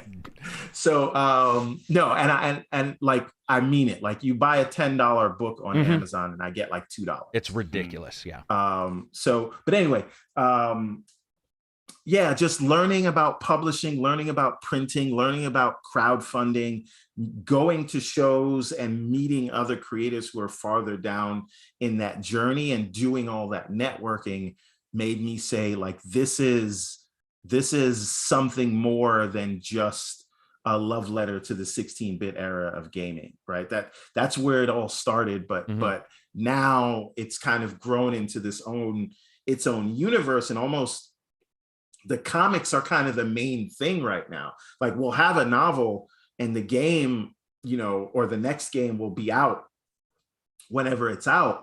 But like those are almost like supplementary to the story I'm trying to tell, because the foundation now, instead of just being an experiment for me, is an actual world and lore and a fantasy universe. And I look at Everborn as sort of a tapestry, a canvas, a milieu, if you will, of fertile ground to tell any story in that setting, right? Right. When you think of Star Wars or you think of Game of Thrones, and not that I'm comparing this to that, but in the sense that once you set a foundation in a world that is fully realized, you can tell any amount of stories in that world. And that's what I'm trying to build here. So it's starting with this as a foundation of these these 4 characters that we're going to follow. So it's one story, 2 timelines, and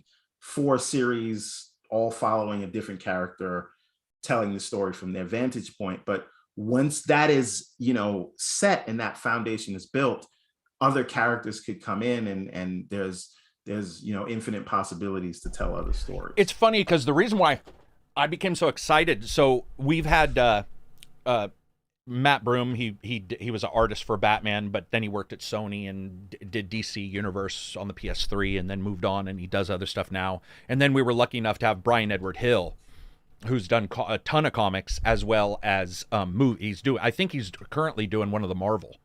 No, he's doing the DC, the Teen Titans. Okay. And he's the writer. And he's been on 4 or 5 times. And it's weird to me because I know everybody's like comics. I mean, dude, people are collecting ones from, hundreds of years ago, it feels like. But I just got into them in the last 4 or 5 years. And admittedly, I'm very picky. But what I've always loved is when there's a video game or a movie and they do books or comic books after. So I think my first experience with this was Firefly, the TV show / Serenity was the movie. And they had 4 or 5 comics. Comics? Damn. Yeah, they do. They follow the Doctor. They follow, I think, everyone or most of the big characters. And I did the same thing you did, but not as a creator, but I started to realize it's like there's this sort of, there's a sort of a duality of options for people now, that it doesn't just have to be a game. And then if you do get somebody who likes your comics, then they might like the game. If they like the game, they might like the comics. And like you said, there's a lot of stories, and thank God you didn't put this shit in your 2D platformer. But sometimes you just don't want to go X, X, X through a guy saying and 75 years ago, and you're like, I don't care. I just want to punch people. But having the comic in there, and I'm going to give you my hope, not an expectation of you. Here's what I've hoped, though, in the past. I think Telltale might have done this, but I would love to see a game where the game plays, but the comics are digitally in the title in some way, if that makes sense. So even if it's just do you want to read this on the screen, and you want to see the comic on the screen and stuff like this, I've been thinking about this before. But it's so cool to see people doing all this stuff, because when you said there was an opening for you to tell all the stories and stuff, I'm like, dude, there's audio dramas now. There's, audio dramas are huge. Go ahead. Sorry, Abzi. I was saying, or have it like Tunic, where you go around in the game and you collect comic pages. Oh, and then you make fuck! That would be on That'd be comic. awesome. What was the game? The Genesis game. Comic. No. I know what you're talking about. It's comics. No, hold on. I literally have this on my phone. You know what I'm talking about, though? No. I have, because they released it on the iPhone. Comics. What is this called? Okay. Comic Zone. Somebody beat us. Yes. Somebody beat us in chat. So, dude, yes, fuck, I love the idea of that. Or there. Okay, I don't so know if you can see this. This is Sega, by Sega. Yeah. Yeah. So there's all these ideas that, right now, Sony has patented you can reward people physically, digitally, financially for platinums, their trophies. And I'm like, dude, imagine playing a game like that, where if a person gets their platinum trophy, they also get a digital code for the comic, QRC code, whatever. There's all these different things that overlap, which is so exciting. And to hear people like you, because I saw that you're software engineer, right? Or software. Yeah. Well, all these guys are, but me and Silver. I think we're the only two who aren't. Yeah. And so that was another reason I want to have you on, because I do like the idea of somebody knowing, hey, I can write, I can code, but I can't do this. And then jumping to that, I'm always really I'm always impressed by somebody who can say, and you said you had 2 that didn't work out. I get that. Yeah. But the idea that you had a 3rd one that did, to me, that's like the juice of it all, is that you finally found a group and you're like, I now have a game and now I have a comic. There's something to me that's just exciting about that. And I don't want to get into business, but I do want to you don't have to tell me the exact. I'll just say this, is getting a full-fledged comic super expensive? And you can use your own term for super expensive. Yeah, well, okay, so it all depends on what you need done, because there are some artists that need a writer, and there's some writers that need an artist.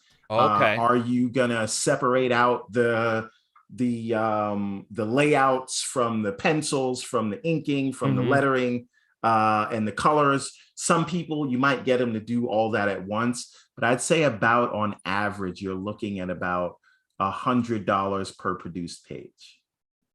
And yeah, so per page. Per page, and he's got 2 that didn't work out, by the way. Just remember that. Yeah. Right. And you if you think that, you know, a standard comic size, like our comics are about 60 pages. Yeah, a your piece. comics are thick.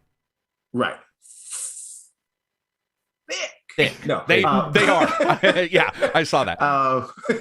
But also, you figure because you know, a lot of people, they want to produce like a graphic novel, right? You figure that's 100 pages, 120 pages. Think about times 100. That's and not including your time trying to contact people, because or you could hire an assistant, but then you have to trust that person. So and then there's cover art, but then if you're going, then there's printing, right? And like this, you know, I'll just give you this one, right? This is our hardcover, the first hardcover we did. It puts together chapters 1 and 2 of this, right? And so how big is that one? This one is 100 pages, but okay, book 2 is 120 pages. Okay. Just because we had, you know, I couldn't cut off I didn't want to edit, right? Right. So to print that hardcover book, it is maybe $5 a pop all in, but you have to buy at least 500 of them just to get that price, right? Yeah. So and then it takes 2 months to get it, because you're only getting that price if you order from China. If you order it here, you're going to spend like $8 to $10 for one of them. So those are the things to think about. So what we try to do is I'll usually fund the production of the books myself, then go to the Kickstarter, so I know everyone's going to get their book. Oh, and smart move. And then what the Kickstarter basically pays for is the bulk printing. Yeah. So let's say we order 1,000 from whatever we did from the Kickstarter.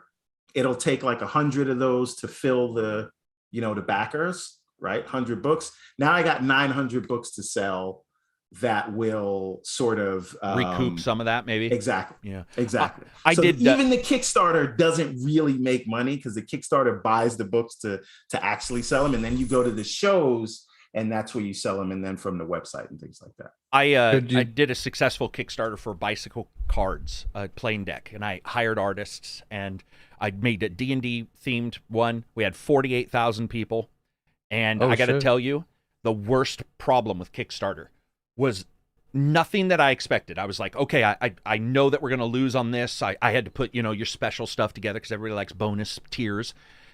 It was that I didn't have anybody to help me. So I did 48,000 shipments by myself. Oh my God. Well, my wife. And it was every day going to the post office. And that's where the money's lost, because, well, not that's only the place, but because that is time, you know, and you could be doing something else.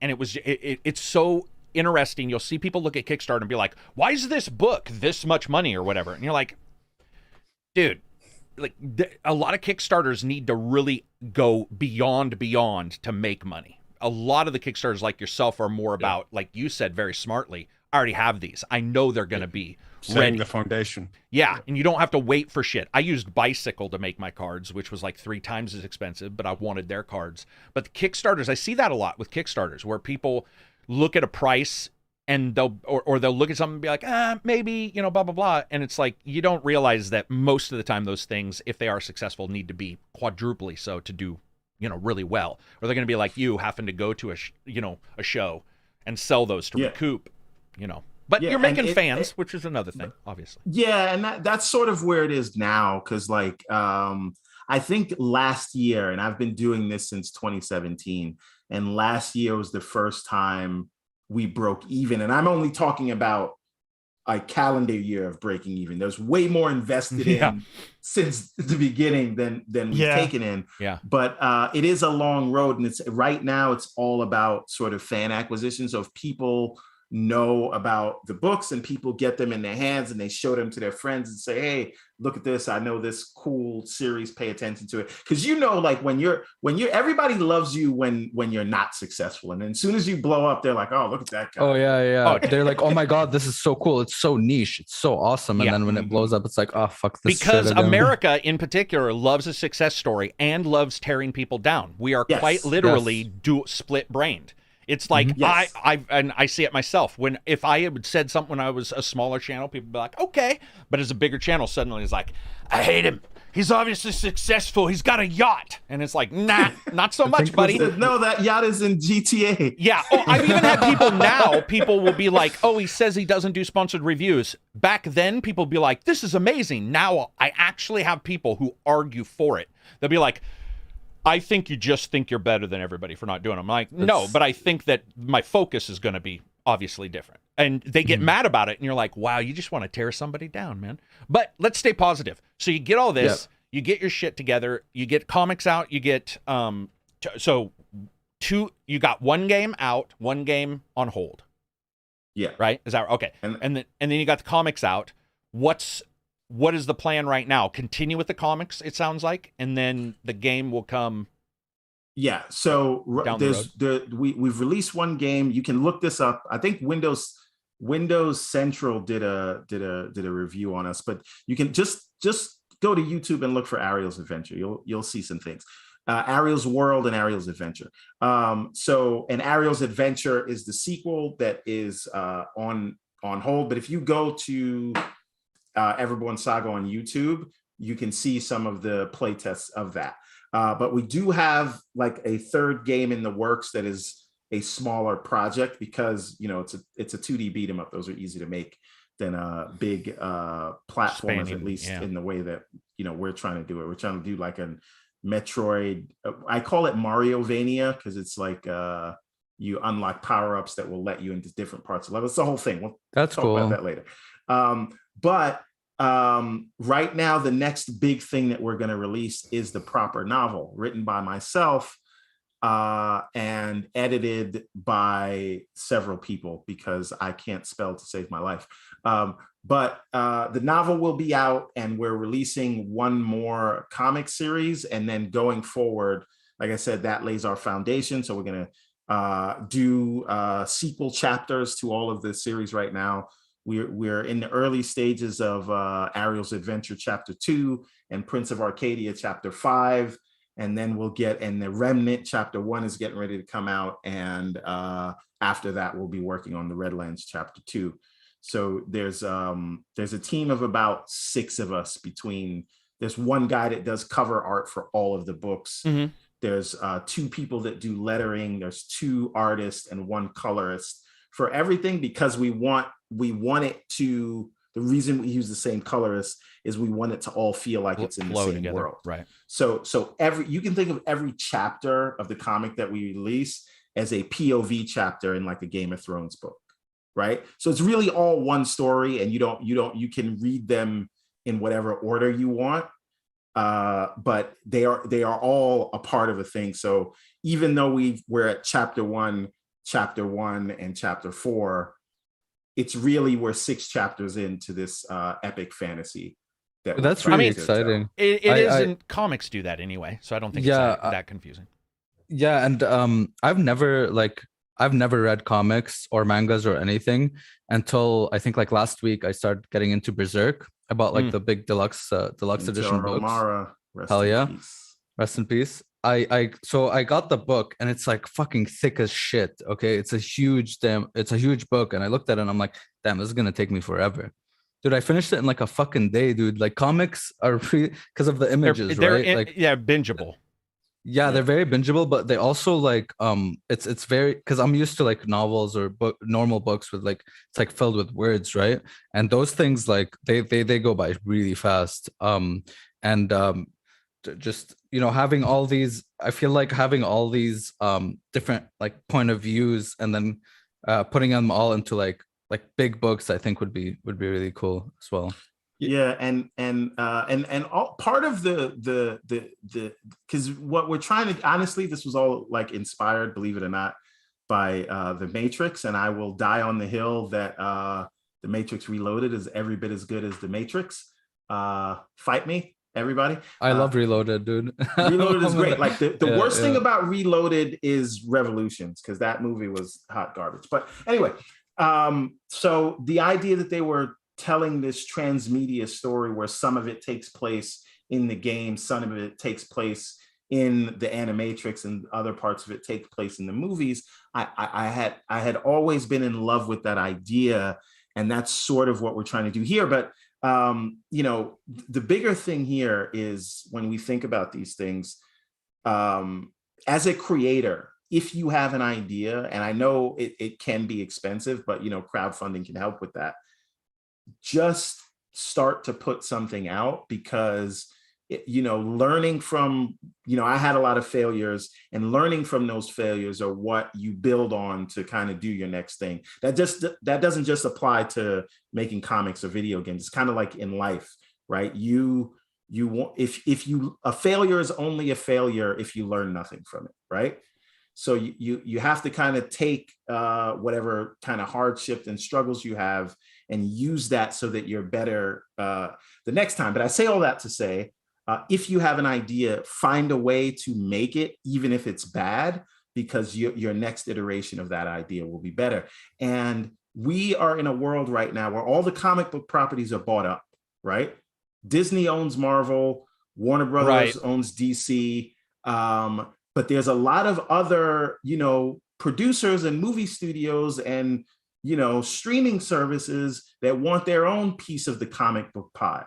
Right. And so a lot of indie creators are getting their ideas adapted and turned into, you know, movies and TV. Like right back there, all those comic books I have back there, like most of the comics that I stopped reading superhero comics when I was in high school. Like, and I've been reading comics my whole life, but they've always been sort of indie stories, just because there's, you know, more freedom of things to do there. But they just turned DMZ into a series, right? They just turned Y the Last Man into a series. I don't know if you follow Black Sands, but that guy is kind of doing like Gods of Egypt, but with actual Black people. Who would have thought, right? So he was just on Shark Tank, and Kevin Hart and Mark Cuban invested $500,000 into his company, right? Right now is the greatest time to be a creator, because people are looking for IP, and there's nothing like being in a pitch room and saying, hey, I have an idea and it's already based on source material and it already has fans. So what I'm doing right now is creating that legwork for one day when, you know, Netflix or whoever knocks on my door and they want to turn this thing into a series. Right. And I'm not going to sell out unless the price is right. Like if you offer me $4 billion, like they gave George Lucas, I'll tell you right now, I'll sell out. But what I'm saying, for the most part, I'm establishing the groundwork to one day, you know, seeing this thing on the big screen. Very cool, Steve, man. It's interesting to me. You mentioned like a cutoff point for graphic novels being like 100 pages or so. Some are a lot bigger, but yeah, that's like the minimum you want to do for a graphic novel. That's interesting to me, because here in Europe, we have a very, very rich tradition for graphic novels, particularly in France and Belgium.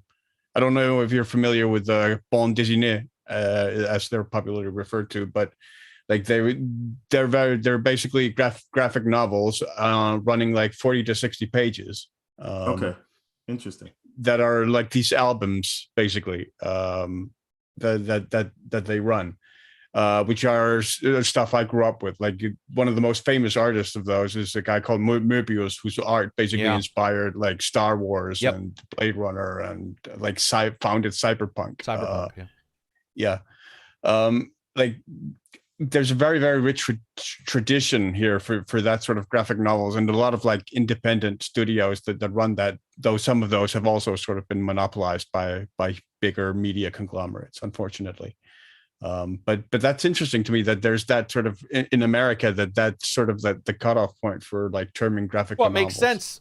I mean, Everybody Yeah, says yeah, we for have like a novel, yeah. we have ADD. Maybe that's what it is. Maybe it's like you guys with your pinky up and your wine or drinking and fucking reading 600-page things. Maybe us Americans are like 40 pages. That's it. That's all I'm reading. 40 pages.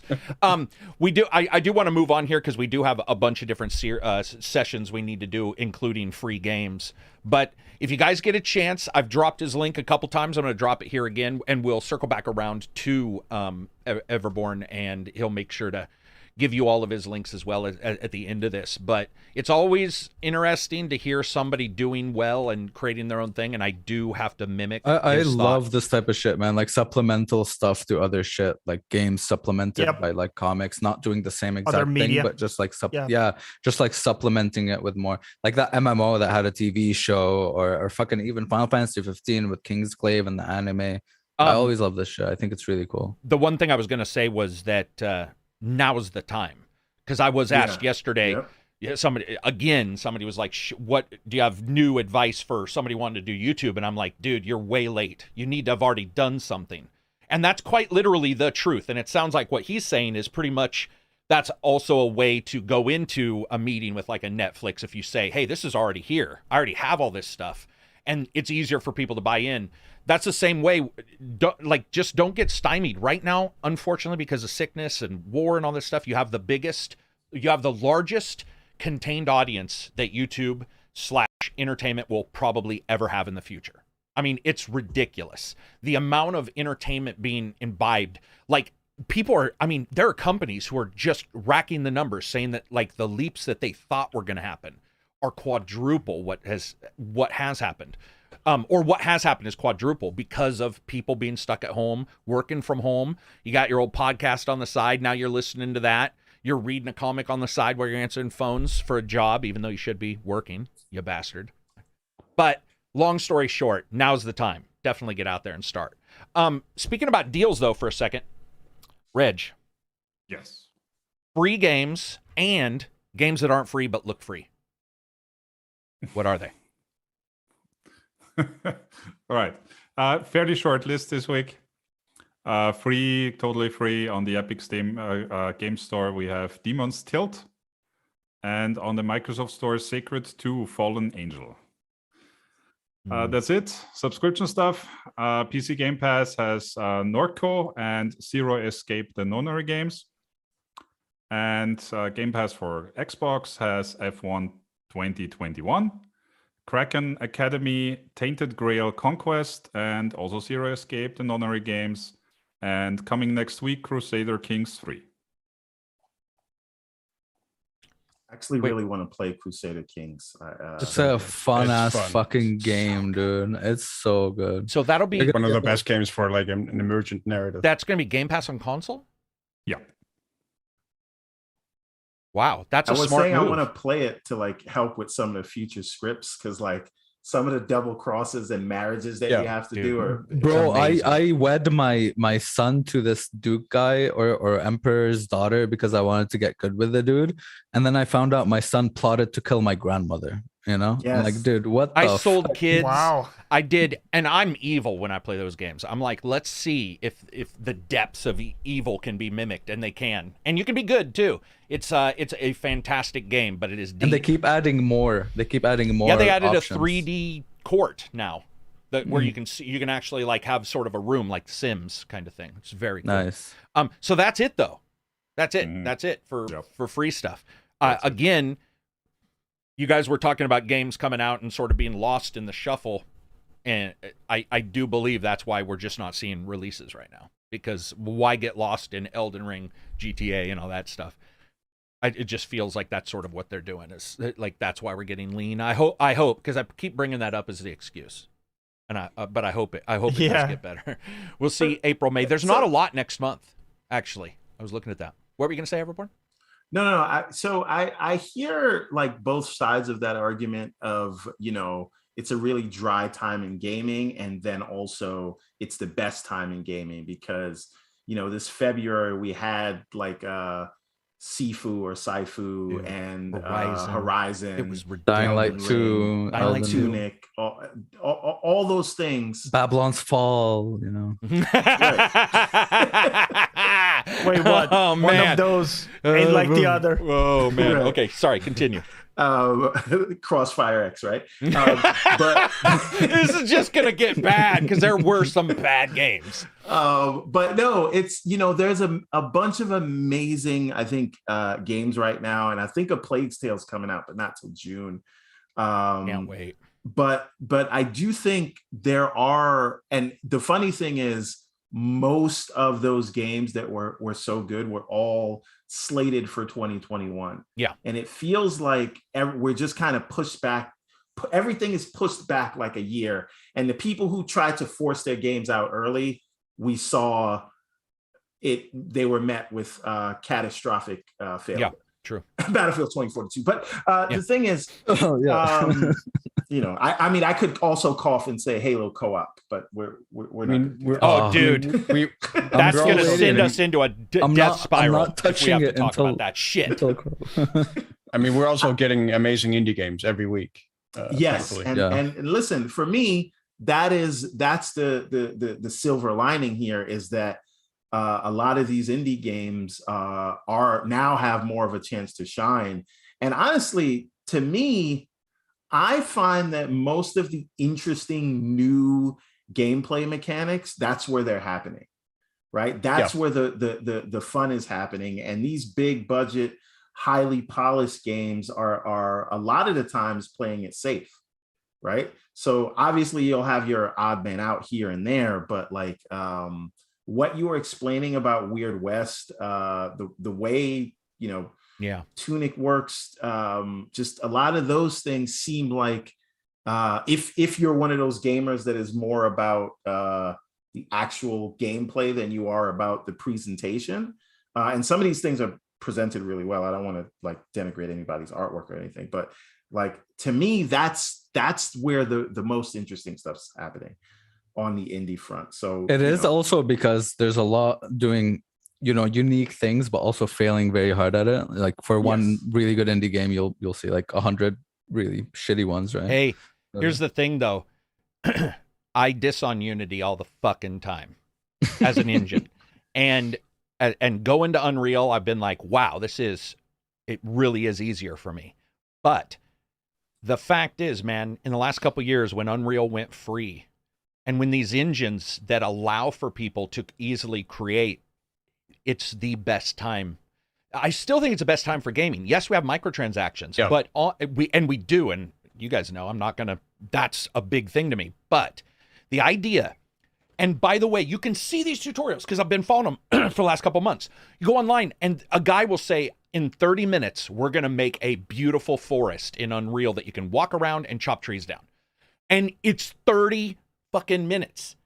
So he, when everyone was talking about going in and having, a discussion with somebody and saying, here, this is made. Now, a normal person, not somebody who is absolutely skilled, a John Carmack who's out there programming the fucking reality to do different shit, but us normal stupid people can go in and make something and say, what if I tried this? What if the trees chop down people? And you do it, and you could fucking show it to somebody. Let me ask you a question about Unreal, because I always thought of Unity as like, if you're doing a 2D game, just do it in Unity. It's easier. How is Unreal with like 2D stuff? So that's actually funny you asked, because I hate 2D, but that's what I'm doing to sort of learn in Unreal. And I got to tell you, so the blueprint system is ridiculous in Unreal. And I'm messing with 4 and 5 alpha. That's the one thing I don't like about Unreal. I think Unity does it too, but they have all the versions, where they're like, here's your beta version with new things. But for iteration and like doing something on the screen, it's insanely fast. But for something like what you want to do, I don't know if I can answer that, but I can say for something I want to do, I was able to make a level with graphics, with bounding, with things that you bounced on. It moved, it flipped the character up, the character did a flip and landed and could run around and die if they fell into specific spots in like an hour and a half. They also use C# and JavaScript. Oh, yeah, of course. Yeah. And dude, look at Ascent. Ascent is a perfect example. The Ascent, which is coming out for PlayStation. Those guys use the blueprints, and then they looked at them and were like, I don't like, but you can write your own. And so they took I- blueprints and modified them for their thing. Sorry, go ahead, Steve. I thought that Unreal was you had to use C++. I know Unity uses C# and JavaScript. Oh, and maybe I'm a it's C++. guy. Yeah, for manual coding in Unreal, it is C++. Okay, gotcha. Okay. I admittedly that does show my lack of really knowledge because I'm using the blueprints for the most part. I mean, I've learned how to adjust them actually, strangely enough, but which is pretty easy. But or I could use artificial intelligence and just tell it what I want, and maybe it'll write me a proper program these days. But it is maybe it will go on Twitter and do something become else. a Nazi. I'm just really happy because people can iterate so quickly. Unity used to be known as the iteration, and which I loved. That's what it was for. You could get it running quicker. An Unreal, they looked at it and were like, okay, we got to fix this. We got to, and that competition has helped. That competition has made it so that, you know, somebody who just wants something like a place to walk around, like I'm making little dioramas for ideas for my own stuff on the side, and I'm able to do it in just a couple minutes. And it's just That's good. yeah, dude. They're becoming way more accessible than before, and that's it's not only awesome that, but because- like you can just hit a button and it'll rain and stuff like that. yeah. $10. Yeah, Mr. something- I want to read the super chat real quick. Mr. K. Mr. K is your super. Karak, would you ever go on David Jaffe's chat, Ghost of War or GOW, God of War, Twisted Metal channel for a chat? I know he'd be super down. We asked him. A bunch of us want to see two of our favorite dudes shoot the shit. He did. Would I ever go? Yeah, I do podcasts. Yeah, they can contact me. I'm trying to think. He does have his new YouTube, doesn't he? Because I did Yeah, talk. yeah. David I Jeffs, think yeah. I went back and forth with him, not in a bad way. But I think I tweeted back and forth with him. Twisted Metal's the car one, right? That's a long time Yeah. ago, guys. That one I remember. God of War, he must have been the originals, Yeah. right? Yeah, it's before Corey. Before Balrog. Balrog. Barlock. Balrog. Wait, is his name exactly the same as the Lord of the Rings creature? No, it's Barlock. Barlog, yeah. Missed opportunity. It's pretty Like close. the boxer in Street Fighter. Yeah. Oh, Street Fighter, yeah. Yeah. Abzi, games What's that have up? been updated. All right, there's not much here. If you guys know of any others, please let me know. You know, updates can be all over the place and Yeah. hard to track. God of War got an update on PC. Aiming and blocking can be toggled now instead of hold. Triple buffering was added, and good. it fixed a bunch of crashing issues and increased performance through different stuff. I didn't really go into detail here.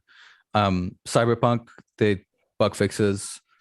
Crusader King also got updated with bug fixes. Death Stranding Director's Cut got announced on Steam. Unfortunately, though, I feel like you just have to buy the game again. You can't upgrade your Death Stranding into a Director's Cut. I think you have to rebuy the whole game. Kind of like Persona, right? Binding of Isaac Rebirth got a bunch of gameplay additions and new content. I'm not gonna list them all, but there's a bunch of new stuff, a bunch of like certain upgrades do different things now. I think there's a new character and there's like a bunch of more gameplay opportunities there. And then Elden Ring fixed the hacker issue. Elden Ring had a hacker issue where you'd PvP someone and they teleport you to a certain spot on the map where you keep falling and it just ruins your save. And they fixed that issue, so hackers can't teleport you anymore. That's cool. Is that it? Yeah, just a correction to the Yeah, Death that's it, Stranding one. There is an upgrade for $10. Oh, is there? Because I looked at the Steam and it just Thank God, saw- because that was going to be the next Thank 10 that- minutes of this discussion. So Okay, so that's good. So you can just pay $10 and upgrade it to a director's cut. yeah, and play a really That's boring good. game for $10 more. It's amazing. The best riveting game I've ever played in my life. It's so good. Well, I mean, calm down, right? Well, all right, Nice. Silver. Indie game. And then we're going to go to Johnny's news about Fidelity FSR. Go for it. Indie game of the week is Norco, which, as Reg mentioned, is coming to or out on Windows Game Pass. It is sadly PC exclusive. It's a game that's been in the works for about 5 years. About a year ago, it won the, I think, Best Game Award at the Tribeca Game Festival. It's been a bit of an indie darling. It's set in Norco, Louisiana, which is an industrial town. in Norco, there are a lot of like refineries there, chemical plants and stuff. I think looks to be a pretty sort of dismal place in some ways. It's a game, point and click adventure game with pixel art. Has, I think, one of the best soundtracks, possibly the best soundtracks I've heard so far this year. Sort of this mix of synthesizer and electronic music with a very heavy punk feel to it. It's really, really good. There's a really, really solid sort of sense of place to Norco, to like the industrial landscape, which looks a lot like with the chimneys, with fire and everything. It looks a lot like the opening shot of Blade Runner. Yeah, to me. You basically play as Kay for the most part, who grew up in Norco along with her brother Blake. You moved out of the city, out of the town, and sort of just drifted around the United States, and now you've returned because your mother has died of cancer, and so there are some mysteries for you to solve. So it's a happy-go-lucky game. Okay, comedy. Yeah. Okay. I mean, it is quite funny in places. It's a rom-com. It's a silver between the brother and game. sister. It's a Tennessee rom-com. It does have a sense of humor, but it is also really sort of grimy and grungy in a way that actually sort of reminds me of Disco Elysium in some ways. Good game.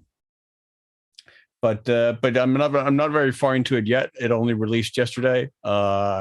But I've liked what I've played so far. It has some sort of really interesting mechanics I haven't really seen before, and how it sort of uses its systems. So I'm looking forward to uncovering what else it has, and I definitely recommend people give it a look. It is on Game Pass. It also has a free demo available on Steam, and on Steam I think it's only about $13 or so. So yeah. Have a look at it and see if it takes your fancy. The lead developer is actually from Norco. He grew up there, so so it is very sort of rubbed in it. Yeah. I mean, he basically wanted it. Like he said, he objects to people calling the game dystopian. He doesn't consider it that. He just wanted to sort of reflect. Well, he considers it home. Yeah, exactly. All right, Johnny. Your post. I grew up in the Bronx, and I consider it dystopian. So. Yeah. Oh, do you? We had a guy grew up in Detroit, and he was like, "Dude, best town I've ever been to." And I was like, "Wow, that's rough." Johnny. Depends on what street you're on. True that, right? Yeah, for sure. And if the cops will show up at all. Yes. Well, sometimes you don't want them to, but that's another conversation for another That's day. Narcos. Totally different game. So Johnny, FSR. Yes. So you've talked in the past about FSR. It's AMD's response to NVIDIA's DLSS in a way, although it's different tech. It operates differently. You've talked about that. There is FSR 2.0, right, coming. And they've said Deathloop and Forspoken will be the first games to have the 2.0 running for PC. So this will be the PC versions. And then additionally, they said that it's headed to Xbox as well. So they confirmed that they are projecting to have this tech in Xbox as well for games on Xbox. It would be huge on console. Right. Although they didn't give a timeline or what games will have it or any of that, but they just confirmed that it will come eventually. Is it deep learning as well, or machine learning at all, or is it just completely different tech? I'm pretty sure they use machine learning behind the scenes to fix and make the scaler better, but it's not the same way as DLSS. To figure out the details, does it happen at a hardware level? No. In fact, that's okay, so I apologize. That they have this is where it gets confusing. They have two versions. They have a hardware version, and then they do have and are talking about rolling out like a software version. Then they have that super resolution thing as well. So AMD does have something that they want that in the future will be in hardware specifics. But by the way, I do want to point this out. Microsoft and AMD have a deal where AMD has to say first on Xbox. It will be on PlayStation. There is no difference there. Admittedly, it could be like VRR or variable refresh, which still hasn't fully come to the PlayStation, but I would completely ignore that. And somebody says no machine learning on FSR 2. It's just algorithms, they say. But what's interesting is it's replacing their version of anti-aliasing with a temporal solution. That bothers me because I like TAA, but it makes everything look so soft. And it's why most games now have a sharpen slider if you turn on TSAA or TAA, so you can like do you prefer FXAA or? Oh no. Okay. That's like a cloud. That's like having glaucoma again. No, it's just that's what it does. Is it's softens it, and so a lot of times they'll have that slider that goes along with it. I mean, the sharpness slider is already there as well in the Steam Deck, for example, with FSR 1. Yeah, for sure. Yeah. And without it, no. Yeah. I'm not too, I mean, this is awesome, but I think FSR 1 looks terrible in 99% of the games. I was very happy with its implementation in the Chop Suey shooter that I reviewed, Shadow Warrior 3. Oh, Shadow Warrior. Right. Mm-hmm. I thought it was done very well there. There wasn't a huge, you could zoom in on a pixel and be like, at 7,000 magnification. Definite downgrade from the trailer. Yeah. But I'm just excited for this. I love tricks. I love tricks for kids and adults, apparently. Because it's awesome, man. The more they do, the more they can figure out these kind of ways. They did say that it's fast, as in, I think they were saying that it's fast enough that it's faster than TAA. So it's faster in the write in the milliseconds that it takes inside. It's faster than TAA itself, which that's good. That's good. We want that. That's the word. But in terms of, sorry, I was just gonna ask in terms of reducing the workload, right? Because DLSS, they reduce the res, so it just makes it a lot easier to render the game. But like this stuff, can we expect, do you think, for 2.0 something where it's kind of in the ballpark in terms of it'll be in the ballpark for people for to run? sure for performance, just like Dying Light 2. Dying Light 2, it's just what they look like.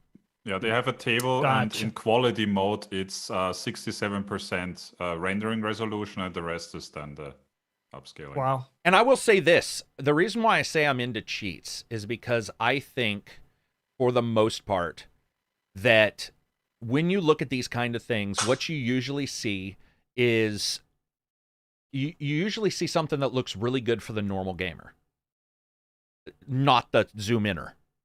And so yes, I'm happy for those kind of things. I do say that, again, FSR, like in Far Cry, looked terrible.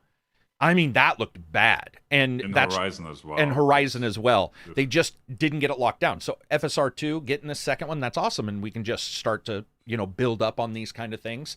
And to me, I'm really excited for it, man. I mean, I'm excited for Intel's version too. Whatever Microsoft has got their version. Intel's got XSXX, right? They have a really weird, accelerate your. Plus, competition's always good, and competing to make games perform better and run better on console and PC and stuff is always a good time to be alive, right? Not only just increasing processing power, looking for other alternative ways. Dude, look at the new TVs, Abzy. Now they're expensive, but the new TVs are using machine learning anti-aliasing chips, where they are trained and can be updated over the internet to make your TV do all this, which I actually feel that's your step to 4K and looking native, even though DLSS technically has more data than native, which is nuts, but the way they do it in some of the videos. But it'll be some awesome, implementations of DLSS look better than native, which is good. I think it was Death Stranding, wasn't it, guys? Death Stranding. Its first iteration was bad, and then they put in DLSS 2, and it was I mean, I think they still have some trailers. I know Cyberpunk got some updates, so this is awesome, man. It's awesome. I always wondered what is this stranglehold that AMD has on the console manufacturers? Because no one will ever work with Nintendo again with NVIDIA. With NVIDIA for Nintendo again. Yeah. Microsoft has stated it openly. Like Microsoft Which, hates. I mean, even as a regular consumer, I totally can understand. So, dude, Microsoft, Microsoft is known for, fucking people over. But what's funny is they got so fucked over on the original Xbox that I remember they said behind the scenes, people were like ready to throw hands. They were like, because the original Xbox, Nvidia basically destroyed that by fucking up the amount that Microsoft had to pay. I was legit happy that the ARM deal with Nvidia fell through. So am I. Like, That I would like have Nvidia's totally tech, killed but ARM. as a company, guys, by the way, this is a company that still can't get Xbox or your Nvidia experience to not be a full screen. Like, these guys, they're programming. You'll get a driver from them sometimes. You'll be like, what in the fuck are these guys thinking? I don't want them touching my consoles. and also their market dominance, replacing pretty much everywhere where AMD's freezing. It's now all everyone just labels it G-Sync compatible. Yeah. I when I was looking for a video card, because AMD didn't have their act together with this whole DLSS style tech, I went with the 3080. That's what I have. Which I'm gonna basically be using for the next 3 or 4 years. Oh, for sure. But I rarely ever game on PC anyway. I just wish that this. Fun fact. I actually only got this gaming rig because I was getting these Twitter arguments with the PC Master Race guys, and they always say, my PC or PC is better. And then I'm always like, but is your PC better? That's the thing. That's like it's just different, right? Everyone has their own kind of PC. Dude, it's cost of entry.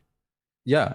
Cost of entry, and also like you're not getting a standardized thing across the board that makes everything simple, far right? from it. Yeah. Like if you have an issue, you gotta dig in. You gotta do your shit. And the issue I had that I told you guys about, it was telling me everything in my PC was telling me it was the video card. Everything. Every error code, everything. And I looked at my PC, I opened it, which normal people you wouldn't want to do. I don't want my mom and dad opening a PC. What the fuck? They want to unplug it first. They'll shock themselves.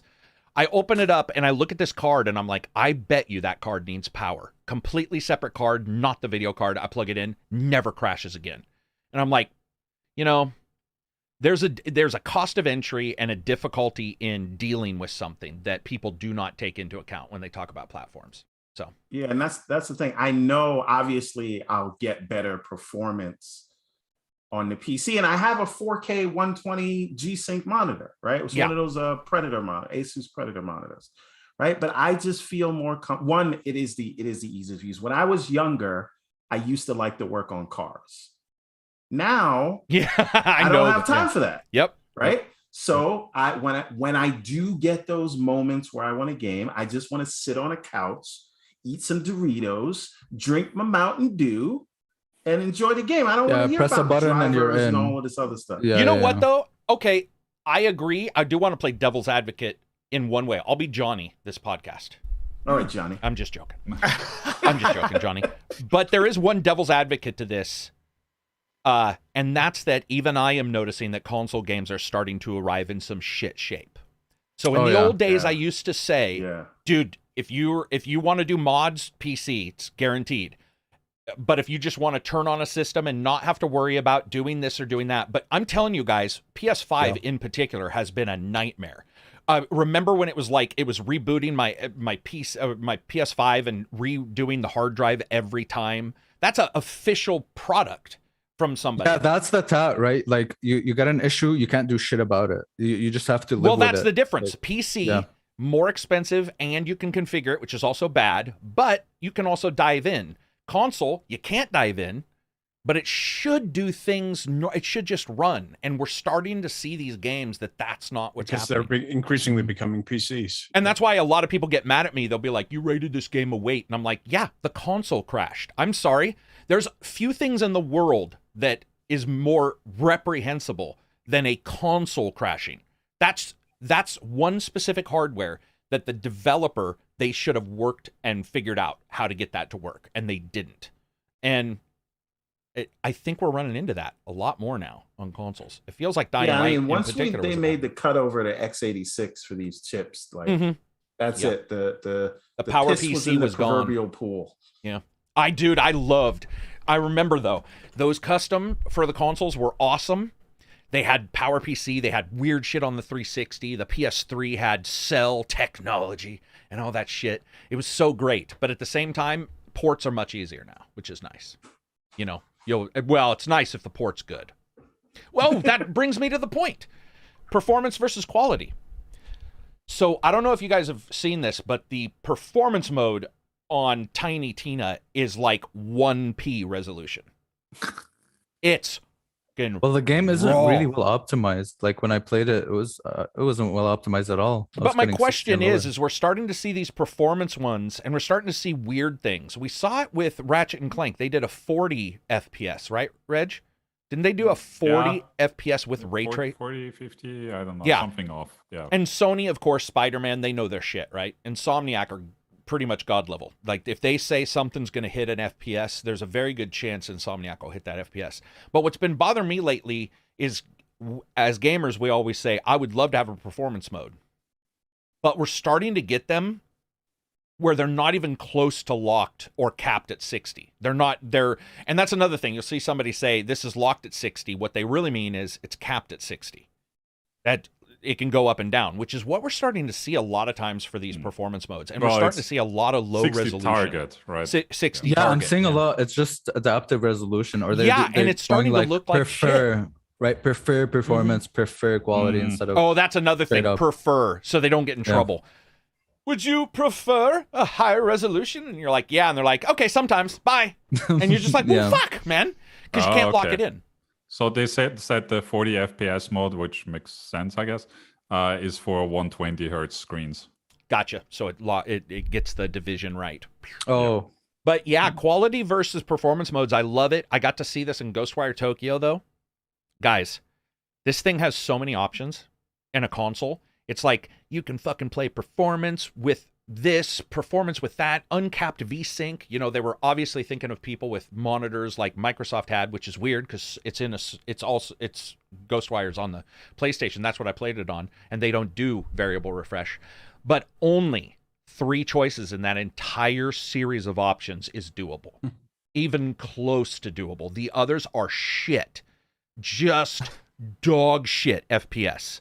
I mean, jerky, micro stutters, all kinds of shit that goes on. And what happened to 4K 60? Like 4K 60 this, 4K 60 that? You can't hit 4K 60 on a console, man. You can't hit it on... I have a 3080 and I can't hit it on some games. But they even on the box, I think, of the PS5, doesn't it say 4K 120 FPS? So does like, Xbox. Xbox says 8K. It says 8K. Oh, true, because it outputs... True. It can 8K. output... See, I mean, but come on. The Steam Deck says it can output 8K. Anything can output... That's True. Fuck! I don't get it why people don't get that. You can. It's just going to be at 1 FPS or a half a FPS. Like people, that's so ridiculously. It makes gamers look so fucking stupid. It's the biggest marketing scam when they say like capable. They just add the word capable. They say 8K capable, meaning it could potentially, like you can maybe view the UI potentially in that resolution. Or look at Xbox. They didn't even have their OS at 4K. Remember, their Xbox Series S and X were at 1080p, I think, upscaled, and it looked pretty shitty for a long time. Here's another question, and I know we got it in at least quarter res reflections in some of the Insomniac games, but it on the current hardware, and I'm talking about PS5, Series X, forget about Series S for a second. Is it, because I know I feel like we were sold a bill of goods on this ray tracing thing on console, right? In what world are we going to see like real, like ray trace reflections, not just shadows or not just quarter res reflections? Real, because they're saying these consoles have special ray tracing cores and all that stuff. Are we actually going to do it? And if we are, is it ever going to be worth the performance hit that we would take to get like real? Well, now with FSR, you don't know, right? It might change things, but I don't think. I mean, ray tracing is a huge dip in. I mean, Insomniac, right? Wouldn't you guys agree? They're the only ones who have nailed. We have to bring that up. You got to bring it up. They nailed. They nailed it. And one of the issues is that we don't talk about settings. So you can do full ray tracing if you have like less geometry and you have less. You know what else we don't talk about? Bruno. For everyone that has kids out there, it's a Encanto joke. Sorry, I have kids. I apologize. Oh, go ahead. Wally One says the problem is casuals don't know and don't care if 4K 60 FPS is a lie. Exactly, but guess what? You're on a podcast where we do care, and you care. So we know, though. We know that's what casuals don't care. They don't, because Tom Cruise had to do a video where he came out and talked about interpolation on HD TVs like it was an alien attack. I don't know if you guys saw that, but like him and another. And I appreciate that he came out. I did too, but that shows you. Like, I hate, like, every TV makes your stuff look like it's a soap opera. Yeah, it looks like dog shit. Because they wanted to sell us a feature. Yeah. Just like, remember when they were forcing us to buy like 3D TVs for like a decade just because Avatar came out? And they're gone. Sony had their dual screen 3D TV where one person sitting on one side. Hey, so that was like, cool. It was pretty cool. Cool tech. But it's for shit because 3D, it just doesn't work in that. They get it in the chat, the Bruno joke. I feel better. Yeah, somebody in chat did get that. But I don't know, man. I just feel like I'm okay with people selling. HDMI just had this too, where HDMI is like, fuck it, we're going to call everything HDMI 2.1, even though it doesn't support 2.1. And you're like, what? That makes no sense. But was it 2.0A or whatever? Yeah. I mean, USB is less confusing now than HDMI, which should never have happened. But yeah, we're just getting a lot of these weird things. Look at how many TVs guys will say 4K 120, and it's only for one HDMI slot, and it's only at like 500 ms. I have a TV that's like that, by the way. If it's any other slot. Hold on a minute. But don't forget, it could be 4K or 120, because some of the TVs are doing that as well. Because you got to drop down. Yeah. And if you want to play in 4K, it's gonna bring it back down to 60 hertz. And then you get input lag, it could right? be 120, but with 60 input, and it upscales. I feel like Sleeve got the bad input. My TV has like 4K, but if I'm in 4K mode or whatever the fuck, the input lag is just ridiculous, dude. Yeah, it can be. And by the way, ridiculous. Like, we're talking 150 milliseconds. Like, that's you can get a drink and shit. Like, I know, do you know how I test, and I'm telling everybody this is a trick for me testing if a game will work on gamepad, playing on the PC or whatever. I'll grab it and I'll flick it as fast as possible, and if I can hear the thing click before I see the screen move, the latency is not going to work for me. And I'm telling everybody, that's a really you don't have to worry about specs or whatever. Like, that works very well as a test. So if you're doing a first-person shooter and you flick as fast as possible, and if you hear it click on the edge of the controller before that screen moves, you're probably going to have an issue with. And almost all TVs don't. I mean, it's ridiculous. All these people watching. Speaking of clicking things, why does using the new Xbox controller sound like you're watching a movie with Gregory Hines? You mean tap dancing? Yeah. By the way, what the hell? Dude, I watched every movie that guy was ever in. I just want to shout out. Yes. I don't know. I know Reg got the fucking Elite and gave it back because it sounded like it was breaking in his hands. I got it as well. Shit. I got the Elite. Like, that's the worst controller I ever touched. Let me tell you guys a story, right? So I have my Series X and my PlayStation in the living room. And like I said, being, adulting, whatever, I can only play when everybody's asleep. So I'd be in the living room playing games at night. My wife is like, I'm waking up in the middle of the night and you're not there. Why are you playing video games? Play it in the bedroom, right? So I buy another Xbox and PlayStation and put it in the bedroom. I know where this is going. So now I'm playing while she goes to sleep. And then the clicking of the goddamn controller, she's like, what the fuck are you doing? Get out. Yep. Go back to the living room. That's what my wife does. This is $1,000 later. Yeah. Buying another PlayStation and Xbox for the bedroom.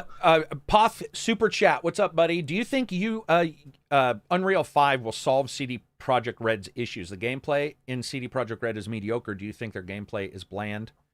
First answer, who knows?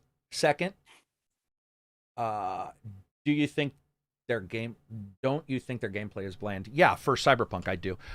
Unreal's going to help them, though. because it is just a newer tech that's built. They don't have to worry about anymore. And a lot of developers I talk to, yeah, it's a great engine, and it does stuff now that's so advanced that even porting is going to be faster to your other systems. But I don't think it will magically make.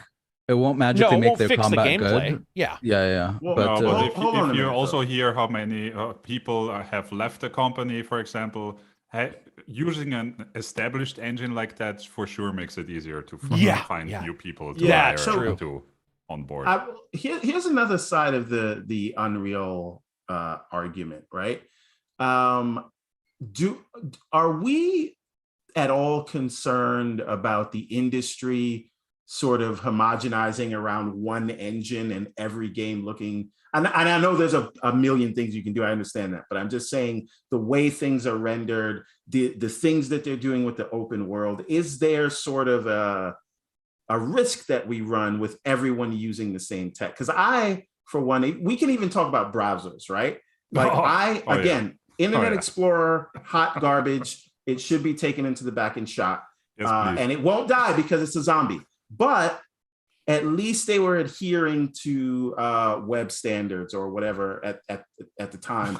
And now that everyone is using Chromium, every major browser is using Chromium, isn't that like, should we be worried that everybody's using the same thing? The whole industry is going to move towards the same engine. Everybody's using the same browser. It worries me, is all I'm saying. Yeah, no, I agree. I mean, but I think Unity has its lovers. We got the Vermintide guys on. They're using an engine they actually bought from Adobe, and it's completely different. I think he said they're the only ones using it, and Vermintide 2 looked great. I thought it looked amazing. So there's smaller ones out there, but I would say that, yeah, there's definitely an issue with, I mean, you don't want everybody using the same tech.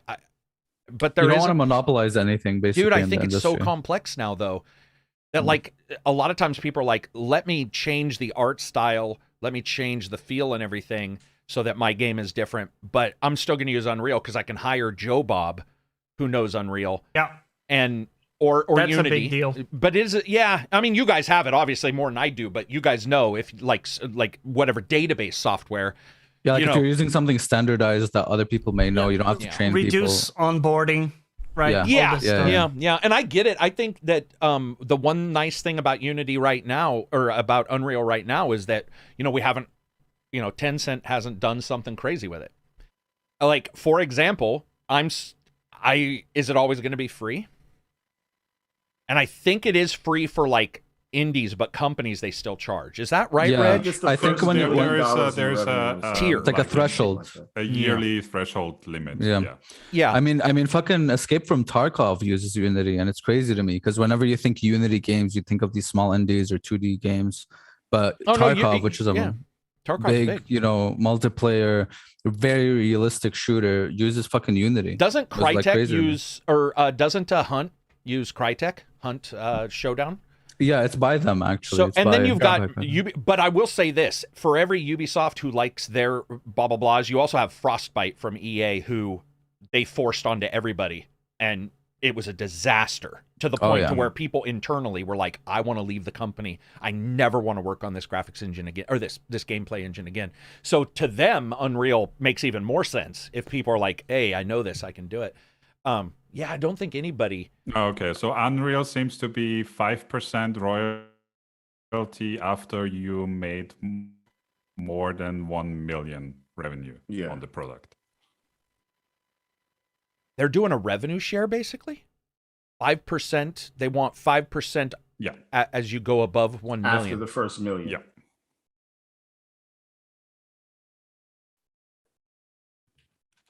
I'm not going to immediately. If you sell on their store. Wait, what happens if you don't sell on their store? They take a higher cut? No, they take the 5%. They take 0% if you sell on their store. Because do they? Okay. Oh shit!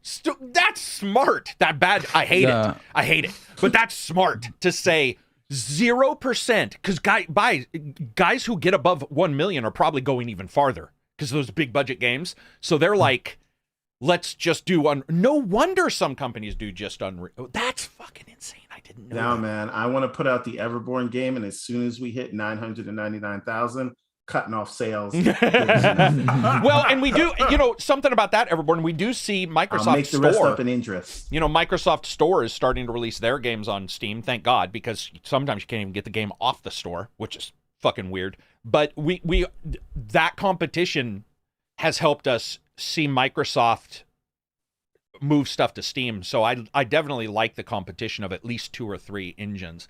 That way we don't get the thing where there's the, as somebody says in here, Epic Store incentives. I don't know, man.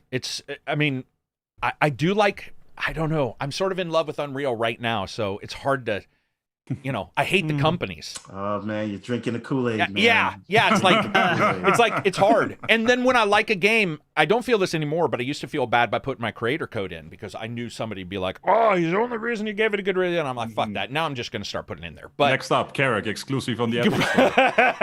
Videos. But we are seeing that a lot of times. It's a good question. Like, do we want? I mean, the thing is, guys, man, it takes a long time to make an engine too. It seems like that must be the hardest thing because, and a lot of companies. There's also the fact, that we don't want to reinvent the wheel over and over, right? So this is a big thing in software engineering. Like, we've figured out how to make a great looking forest, like you were saying, in 30 minutes, and this engine does it really well. So if that's what you want to do with a game, it makes sense to just take advantage of that instead of having to. I think it's awesome that we've got it. I do think Unreal also pushes audio better. And that's, as an audio guy, like that's one thing I've noticed in some games lately with really good, surround sound, really good, like really high sample rates that don't get bogged down and, end up being delayed and all that stuff. Like the Borderlands guys were talking about making, when they were making Borderlands 3, having issues with sound samples having to be pushed around until they tricked it. I do like that. But then somebody just mentioned this. You guys are reading my mind. Then you have Bethesda. If there's any company that I would love for them to leave, or I would love for Bethesda, if there's any company I would love to use Unreal, it'd be Bethesda. Are they still using that fucking shit? Gamebryo version 7000. They will never ever for Starfield? Yeah, they are. What creation engine we're talking about? Yeah, creation. And admittedly, guys, I'm not gonna lie. Most interactive world ever. Like, you can pick up every single thing, which, talking to people who are explaining that, they're like, only some engines allow that before they just fall the fuck apart. But we're at Gamebryo 10 or something. I mean, it's ridiculous. And they all have a Gamebryo feel. Have you guys noticed? It's like Ubisoft. You'll play Division, and then you play another game, and you're like, there's something. Mm-hmm. There's something. Like, I know. There's a taste to the NPCs. You look at their faces and you go. I mean, motherfucker, fucking Bethesda had bugs in like Skyrim version 1 that have not got 76. Fixed. No, and Fallout 76 that were available in fucking Morrowind and shit. It's insane. But hopefully that they fix that in Starfield. Though. Do we have anything else before we wrap this up? Listen, can I run a quick? Sorry, go on first. No. Okay. I do have one story that's been annoying me, that's been going around the last couple of weeks a bit. Don't know if you guys heard, but there's been this story going around about From Software and working conditions at the studio. I haven't heard that it was supposedly there was crunch and stuff. The problem there is I looked at these stories that got parroted around from tweets and stuff. I had read a lot of them cited a Japanese site that's basically sort of a Japanese glass door sort of site for rating your place of work, where From Software rated fairly low. But none of the news media organizations that ran the story actually cited the source or linked to the source. And I finally managed to dig it up, and I went and looked at the From Software section through Google Translate because it's in Japanese. What struck me was that the majority of the postings on that site were from 2011, 2012, and 2013. From employees who left the company back then and weren't very happy with the company back then. Right. And I don't have to tell you, like, I think most people know enough math to know that, like, that's a while ago. Not only is that a while ago, but like From Software, even back then, was under different ownership. Like they got new ownership in 2014 when they were bought by like a large Japanese publisher of mangas and stuff, I think. So they're under different ownership, have seen a lot more success since then and stuff. So all of these sort of news organizations that just ran with the story that like there's crunch and unhappy people and stuff from Software, they're going by, from what I can tell, in terms of just looking at, I looked it up, but they're going by data that looks to be nearly 10 years old, which I mean, it's something that happens a lot, I think, in journalism, where you have somebody who breaks a story and then everyone just runs with that story without really checking up on it.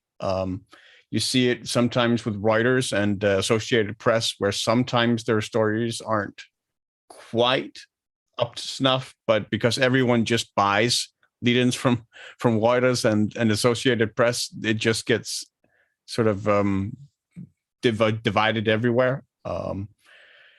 And it's unfortunate, but I think it is a lesson that people need to sort of be critical of these stories that float around without proper sourcing. Yeah, and proper time. I mean, when Johnny first started in the Discord, because Johnny was learning English, and him and I would have these weird, like, I don't know what you'd call them, like arguments. If somebody asked me at that point if he was like easy to talk to or whatever, I'd be like, no, it's very fucking difficult to talk to. And I couldn't figure out 80% of what he was blossomed. saying. No, number one, I figured out some of it was me, but some of it was just learning English. And the reason why I bring this up is because I've joked about it with Johnny before. It's like it took a while. If somebody had asked me then versus now, it's not even the same thing. The data has to be current. Otherwise, it makes no sense at all. Yeah. And I've also had people that I really liked, and got along with, and then that falls apart. And I'll tell you what, if you ever get called for a reference on somebody you don't like anymore, it's a very unique situation. When they're like, hey, so this person put you as a reference, and you're all, that motherfucker did? And you're like, well, can't say that. Sorry. Sorry, somebody was going to interrupt. What were you going to say, Silver? Were you going to say something? No, I wasn't. No, I think it's Johnny. Yeah. No, I was saying another thing here is that people actually have to read these articles. A lot of the times there are people that are reading headlines or the first paragraph and just deciding they know everything that's in it and making up their minds, and then the hive mind takes over and everyone has to follow along. And how dare you not be as incensed and outraged as I am? So sourcing is part of it, yes, but I think that we as the consumers of this information, the people writing the articles should source them, but we as the consumers of this information should also do our own vetting and actually read these things instead of just I think if you read an article and actually dig in, you're more informed than like 90% of the people online. Right. That just read the headlines. I mean, right. Listen, and I want you guys to try this. 9 times out of 10, if you read like an article which is SEO optimized, if there's a question in that article, the answer is going to be no to that question. Try it out. It's like adding in bed to the end of fortune cookies. So the question mark. Will time. They do this? And no, then it's like, answer. no. The answer is always no. But go ahead. I mean, sorry. The thing I immediately noticed that set the alarm bell off for me was because this is also what I see when like something goes wrong with like an AP story or Reuters story, is that other outlets will basically just take the article from whoever breaks the story and just copy paste it basically. And then that's just the story that runs perpetually throughout all of the other outlets without any sort of critical sourcing or investigation at all. It's just whoever breaks the story gets to run the story, and the story then runs. And in this case, I think it was The Gamer, an outlet called The Gamer, that originally ran the story, and then it sort of started catching fire with other outlets who then started running the story, and they basically all just ran the text from the gamer's story, which was fairly short, only a couple of paragraphs really, and it was only really like From Software rate slowly on this sort of employee side. And it was referencing crunch from like 10 years ago. It's crazy. Yeah, among other things. Yeah.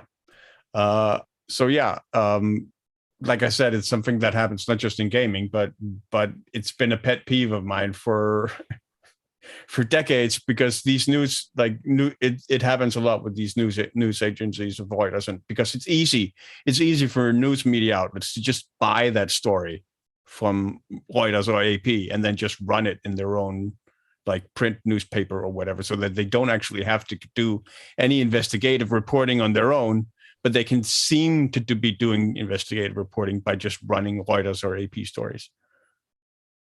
True that.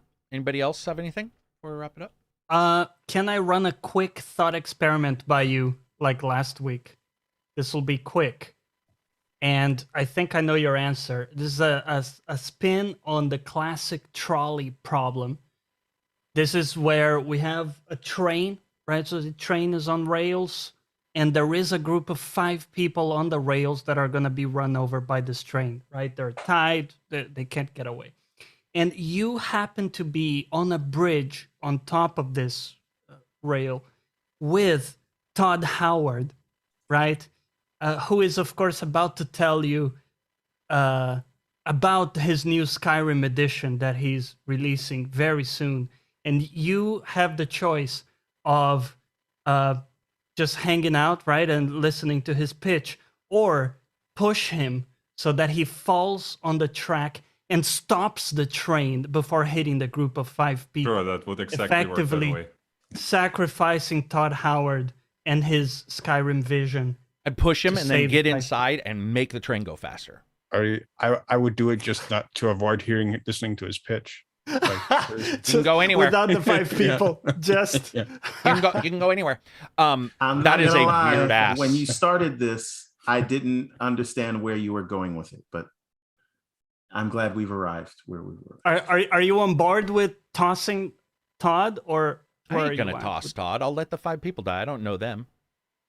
Right. Well, okay. Are the people's lives on the bullet train in danger at all? No, the people on the train are fine. It's the 5 people on the track that will die 100%, unless. Who are those 5 people, and do I like them? You don't know. You have no information. Interesting. You know what you do? Facebook. This what always works for me in any kind of thought experiment is to always go with if I know somebody and I don't know the others, I always side with just killing the others. It's just like, whatever. Yeah, they're faceless. Do you know Todd though? I mean, I know of him. I mean, you have to listen to It's not a zero-sum game. The others made me think of Lost. I've solved it. I figured it out, people. Okay. He would have to show me. I don't care about Skyrim. Todd, I say you're a dead man unless you show me actual gameplay of Starfield. You do that, or wow, you have this man. Isn't he? You got this man in the palm of your hand. His life. You're threatening his life for a little bit of gameplay. See, this is what is wrong with the game industry. No, but here's the thing. And somebody's gonna snip him saying that and say that's the entire podcast. Was people said that were gonna kill Todd Howard. But here's the thing. Todd would probably jump on the tracks. He'd be like, "No, I'm not showing you." That's it. True that, or he'd try to save somebody because we always man. give Todd a bad. As a joke, we give him a bad rap. Yeah, but yeah. he's just awesome. And I'm sure he is, but we always give him a bad rap. That is the weirdest fucking thought experiment because it's so deep I couldn't even think all the way to the end. I just assumed homicide was always the best. Like, if you can bet on anything, bet on homicide. That's what I always say. And it's worked out many times because you can bury the bodies. Speaking He'll of... be standing in the middle of the tracks. He'll be like, it just works. So, Everborn, one last time, where can they find you? Twitter, your website, I'm going to post as well. And if you have anything upcoming in the next couple weeks, announcements or whatever, feel free. Yes. Okay. So bear with me a second. So the good news is I like I said, I'm very trying to get my SEO in order. So you can literally you type in any Everborn Saga anywhere and you'll find me. That's Everborn Saga on YouTube. True, where that we do our On the today. Rail show every week. We talk about like TV and movie stuff. which we're actually going to do this Saturday. And we're talking about the Halo TV series and why you're wrong if you think the Chief shouldn't take off his helmet, and Emo Batman. So check that out. But normally on Saturdays, I do the Gaming Circle podcast with my brother from another mother, Mr. K. Asante. I do another show on Mondays on Mr. Boomstick XL's channel. Oh, that's awesome. Primetime Gaming. Kate Sante is also there. I do another show with Xbox University, which we may be doing later today or tomorrow. I'm not sure.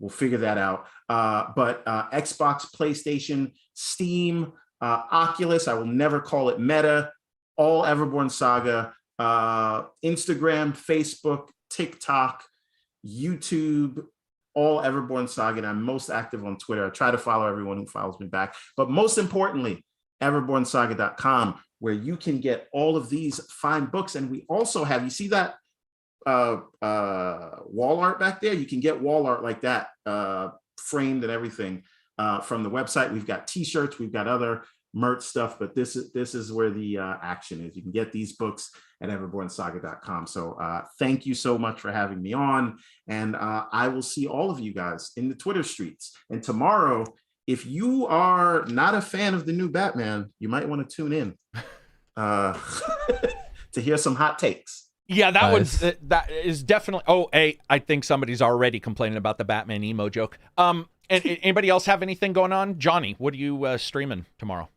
Yeah, tomorrow I'm streaming the final main mission of Horizon Forbidden West. Awesome. Yeah. Oh, that was it. That was it. Well, and more stuff, right? Like well, That's it. He's like, well, the thing is, yeah, trying to keep it. That's the spoiler free. Main. Well, we'll do other stuff. There's cauldrons and other stuff in the game. That we'll do, but that's kind of the big thing that I'm aiming for tomorrow. Excellent. At 2 p.m. GMT time. Abbreviated reviews, $3.21. Super Video chat. games. That fucker always, He always has the has weirdest video games.